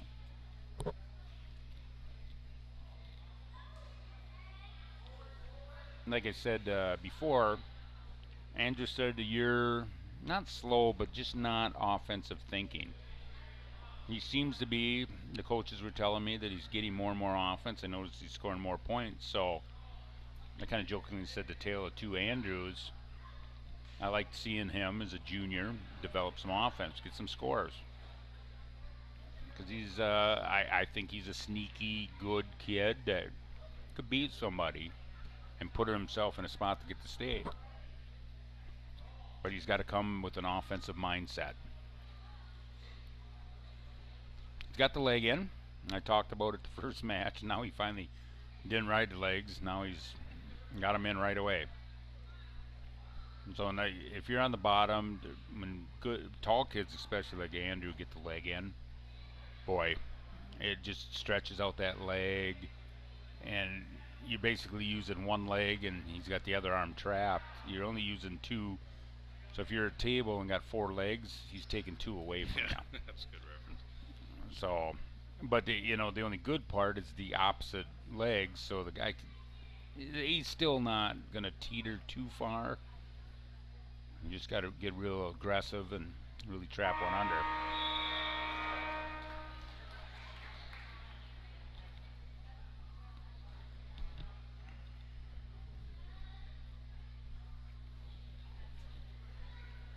All right, going into the second period.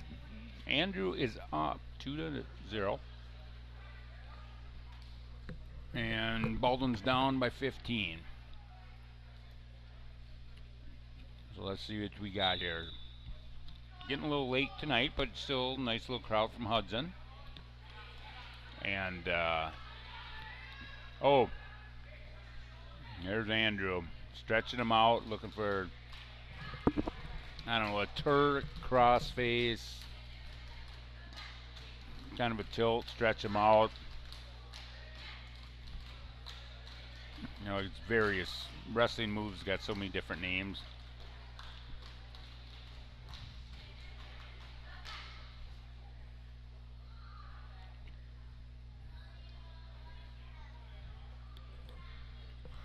So I never asked, and I hope I saw Principal Benoit, Coach Benoit here earlier. How did the basketball team do on Tuesday? Tuesday, gosh, I had our time last week. They played. What was it they played? I can't think of who they. I can. I know it was a conference game. Me nuts. I talked to Principal Benoit in the school. Oh, Ellsworth. Oh yes. We lost, didn't we? Yeah, we did. We didn't win. Okay, we didn't win. I don't know why it's some. We do so many games sometimes. It's just all. It's like we have one tomorrow, and then I think next Monday, Tuesday.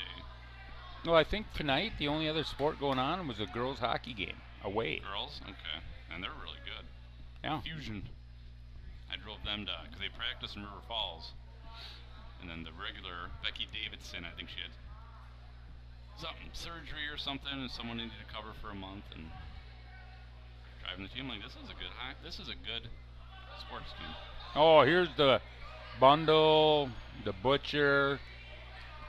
I'm trapped an arm, locked both of them up, and stepped over. This will be 3 back points for Andrew going into the third. I've always said with this move, the lighter you are, harder to pin the guy. It's more of a big guy move, where you can get some pins out of there, but Andrew executed it well. I see all weight classes using it. It's kind of a humiliating position when the guy just traps your arms and walks over your head, and both your arms are sticking straight in the air. Not much you can do, but dig your feet in. All right, Andrew. You know of some future wrestlers. Got to see Mr. Levi Stager over there. His older brother, Cale Livingston. He's in Oklahoma, and he's ranked. Very good. Yeah, doing very well, wrestling at 10. I think it's 106 down there, maybe 107. I know he's ranked. So, yeah, doing well. He made the Oklahoma national team. Yeah, was out at Fargo for Greco last year. So that's kind of exciting. He's a, it was great coaching him through the years. Super nice kid. Wish him the best. Oh, Andrew kind of, that long, lanky frame kind of walked into the double. But Andrew's got some, if he can get his right leg back a little bit and kind of start fishing his left leg out, he needs to put pressure on his left hand onto a leg, not reach over, but now he's just looking for a stalemate. So he reached over. Yeah. Oh, there you go, Andrew. That's, you got to get the legs out and then pressure down with the hips. There you go. Oh, now he gave it up because he had his, you notice how the back was arched back and he had his hips in.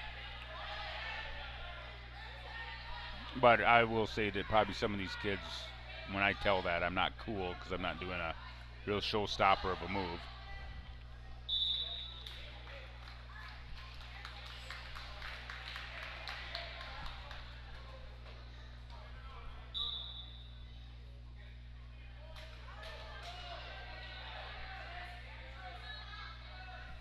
So the closing seconds in the third period. Night, Andrew. I like it that he's trying to go for the major.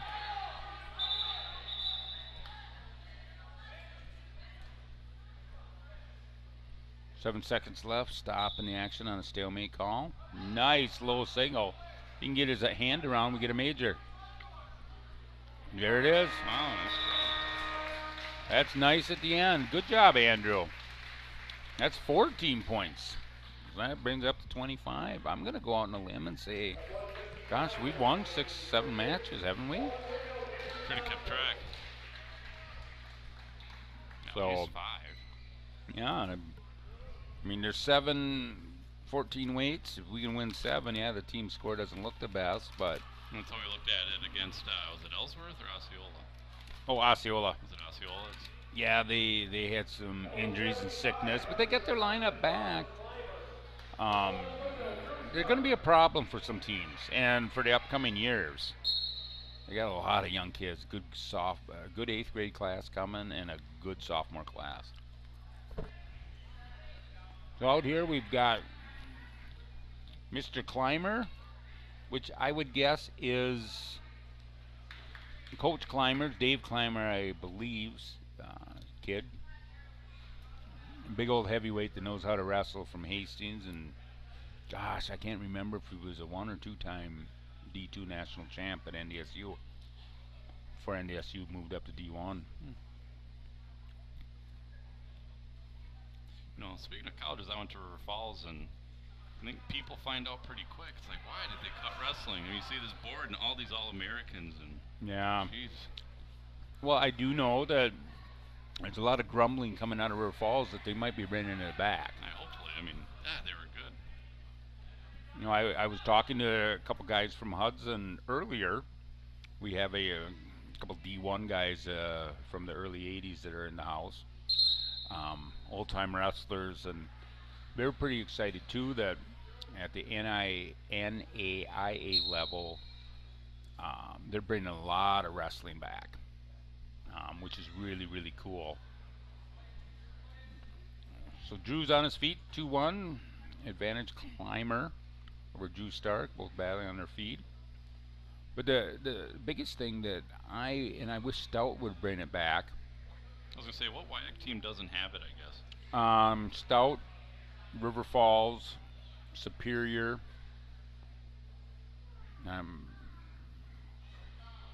think that's it. Okay, that's very few. And they all had it at one point. But my whole thought is, Stout is a manufacturing school and project managing, that kind of stuff. I run into a lot of project managers that went to Stout that were ex-wrestlers. It would be fun if they brought those programs back. And same with River Falls. They were the ag university, but they're getting big in, is it elementary education? Yeah, at least when I went there, yeah, it was, relatively speaking. It's still ag's big. It's still what do you see? You see a couple horses in the campus every now and then. And yeah. But second period, Climer's up 2-1. Climer took down, and he's got Drew in a precarious spot here. Yeah, that's a reversal. That extends his lead to 4-1. But like I said before, Drew's got a good gas tank. He can come back. But I think going back to River Falls, business ag now isn't the blue collar it was when I grew up. There's a lot of white collar jobs in that ag industry. True. But I do know some wrestlers that got into the ag, got into manufacturing. Just I look at the coaching shortage. And it would be nice if they brought those schools back, and the kids were able to wrestle, and you get a good college wrestler. Jeff Newton wrestled down there for 3 years, coming back and coaching. So, just overall, I think coaching, I'd like to see more people get into coaching or more opportunities for them, but I'm not setting the budget at these colleges, so. No, well, they're bringing back baseball and I want to say boys soccer, or men's soccer, I should say. Yeah, and just more opportunities. Lacrosse, they have, yeah. It's like, next up is wrestling, don't you think? Well, I should, and they were so good at it for so many years, the legendary Byron James. And if I've had the pleasure of, he's been gone for quite a while, but if you think Yogi Berra had one-liners, Byron James had him beat. I bet you I don't go a year without hearing an old words of wisdom about Byron James or what he gave a wrestler. So, go ahead. Well, no, I was going to say, I think their wrestling room was in the basement of Cargis, which no longer exists. They're building a big, is it science building? Yeah, I think so. Boy, that thing was a dump, too. So people are sad. I'm like, you know what? I don't think you could even go in the basement. I'm pretty sure it was all, there was the pool and... 2 back points right at the end of the period. Giving up too many points at the end of the periods. Drew signals, waved the coaches off. He says, I'm both going on our feet. So, I've been in there a few times when I was in high school. Then their weightlifting, their weight room was down there. Gosh, what did they have close by? But, no, it was one of those rooms. It wasn't fancy. People got in there. They turned out All-Americans, national title teams. Wow. By today's standards, it's kind of dumpish, but when you walked in there, it was time to get busy. Yeah. You just had that old concrete attitude that... Like ours? Because I'd never seen the one they filled in for us. I've only heard stories. Oh, boy. The smell that came out of that thing. So Mr. Stark chose both neutral, and Climer took him down to expand to an 8-1 lead here. With about a minute left in the third. Boy, that Climer's just putting pressure on. Man. And like I was bragging before about Drew, strong kid. But this guy's burying his head down there, and it's just neutralizing everything. It's wearing him out. And that takes a lot with Drew with his high engine. So, well, it's our weight room with the pillar in the middle. Oh, this is arm bar and this is tight. Drew's got some work to do to fight off his back here.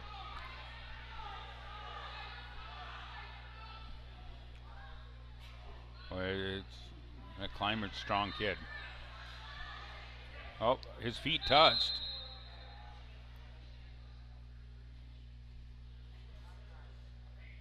Yeah, that's 1 point. So he scooped ahead, which you can do, but his foot touched the other leg, so that means it's a figure 4. Oh. And pressure on the head. Used to be able to figure 4 the head, now you can't do anything like that. Obviously, people way above me says that it's concussion or things of that nature. So, but after 3 more back points, brings the score to 11-2, and extends the Hudson Raiders' lead from 40 to 25 over the mighty Blackhawks of Baldwin-Woodville. And this will be the last match of the night. Let's say we started at a higher weight. Was it? Yep, 215. Yeah. So that whatever they drew, they draw the start, and then they move it up by 1 weight. Now, is this for us? Has he moved in recently? I don't recognize the name. Mr. Gloop's been, I don't know when, I know he was here as a sophomore.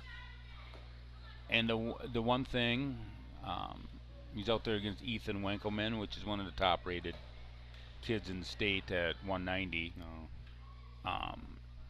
Mr. Hunter Gloop, I give him a lot of credit. When he came in here, I think he played football his sophomore year. I'm not sure before that.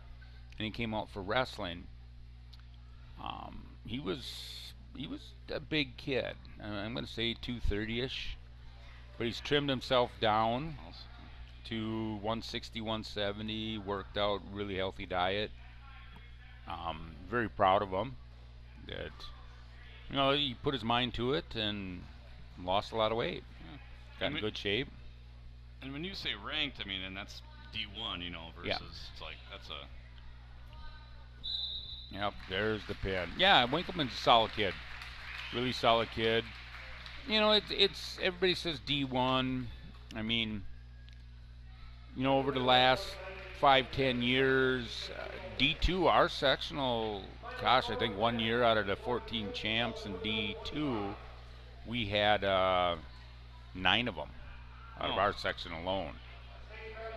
We had like 3-4 of them that we had the first and second place guys. So, and I think there's a few years between a couple of those guys. They took out all the D1 215 and heavyweights. So, yeah. But, well, all right. Well, hey, thank you for all fans for listening. This is us signing off. This is going to be our last meet of the year. So, thank you for listening.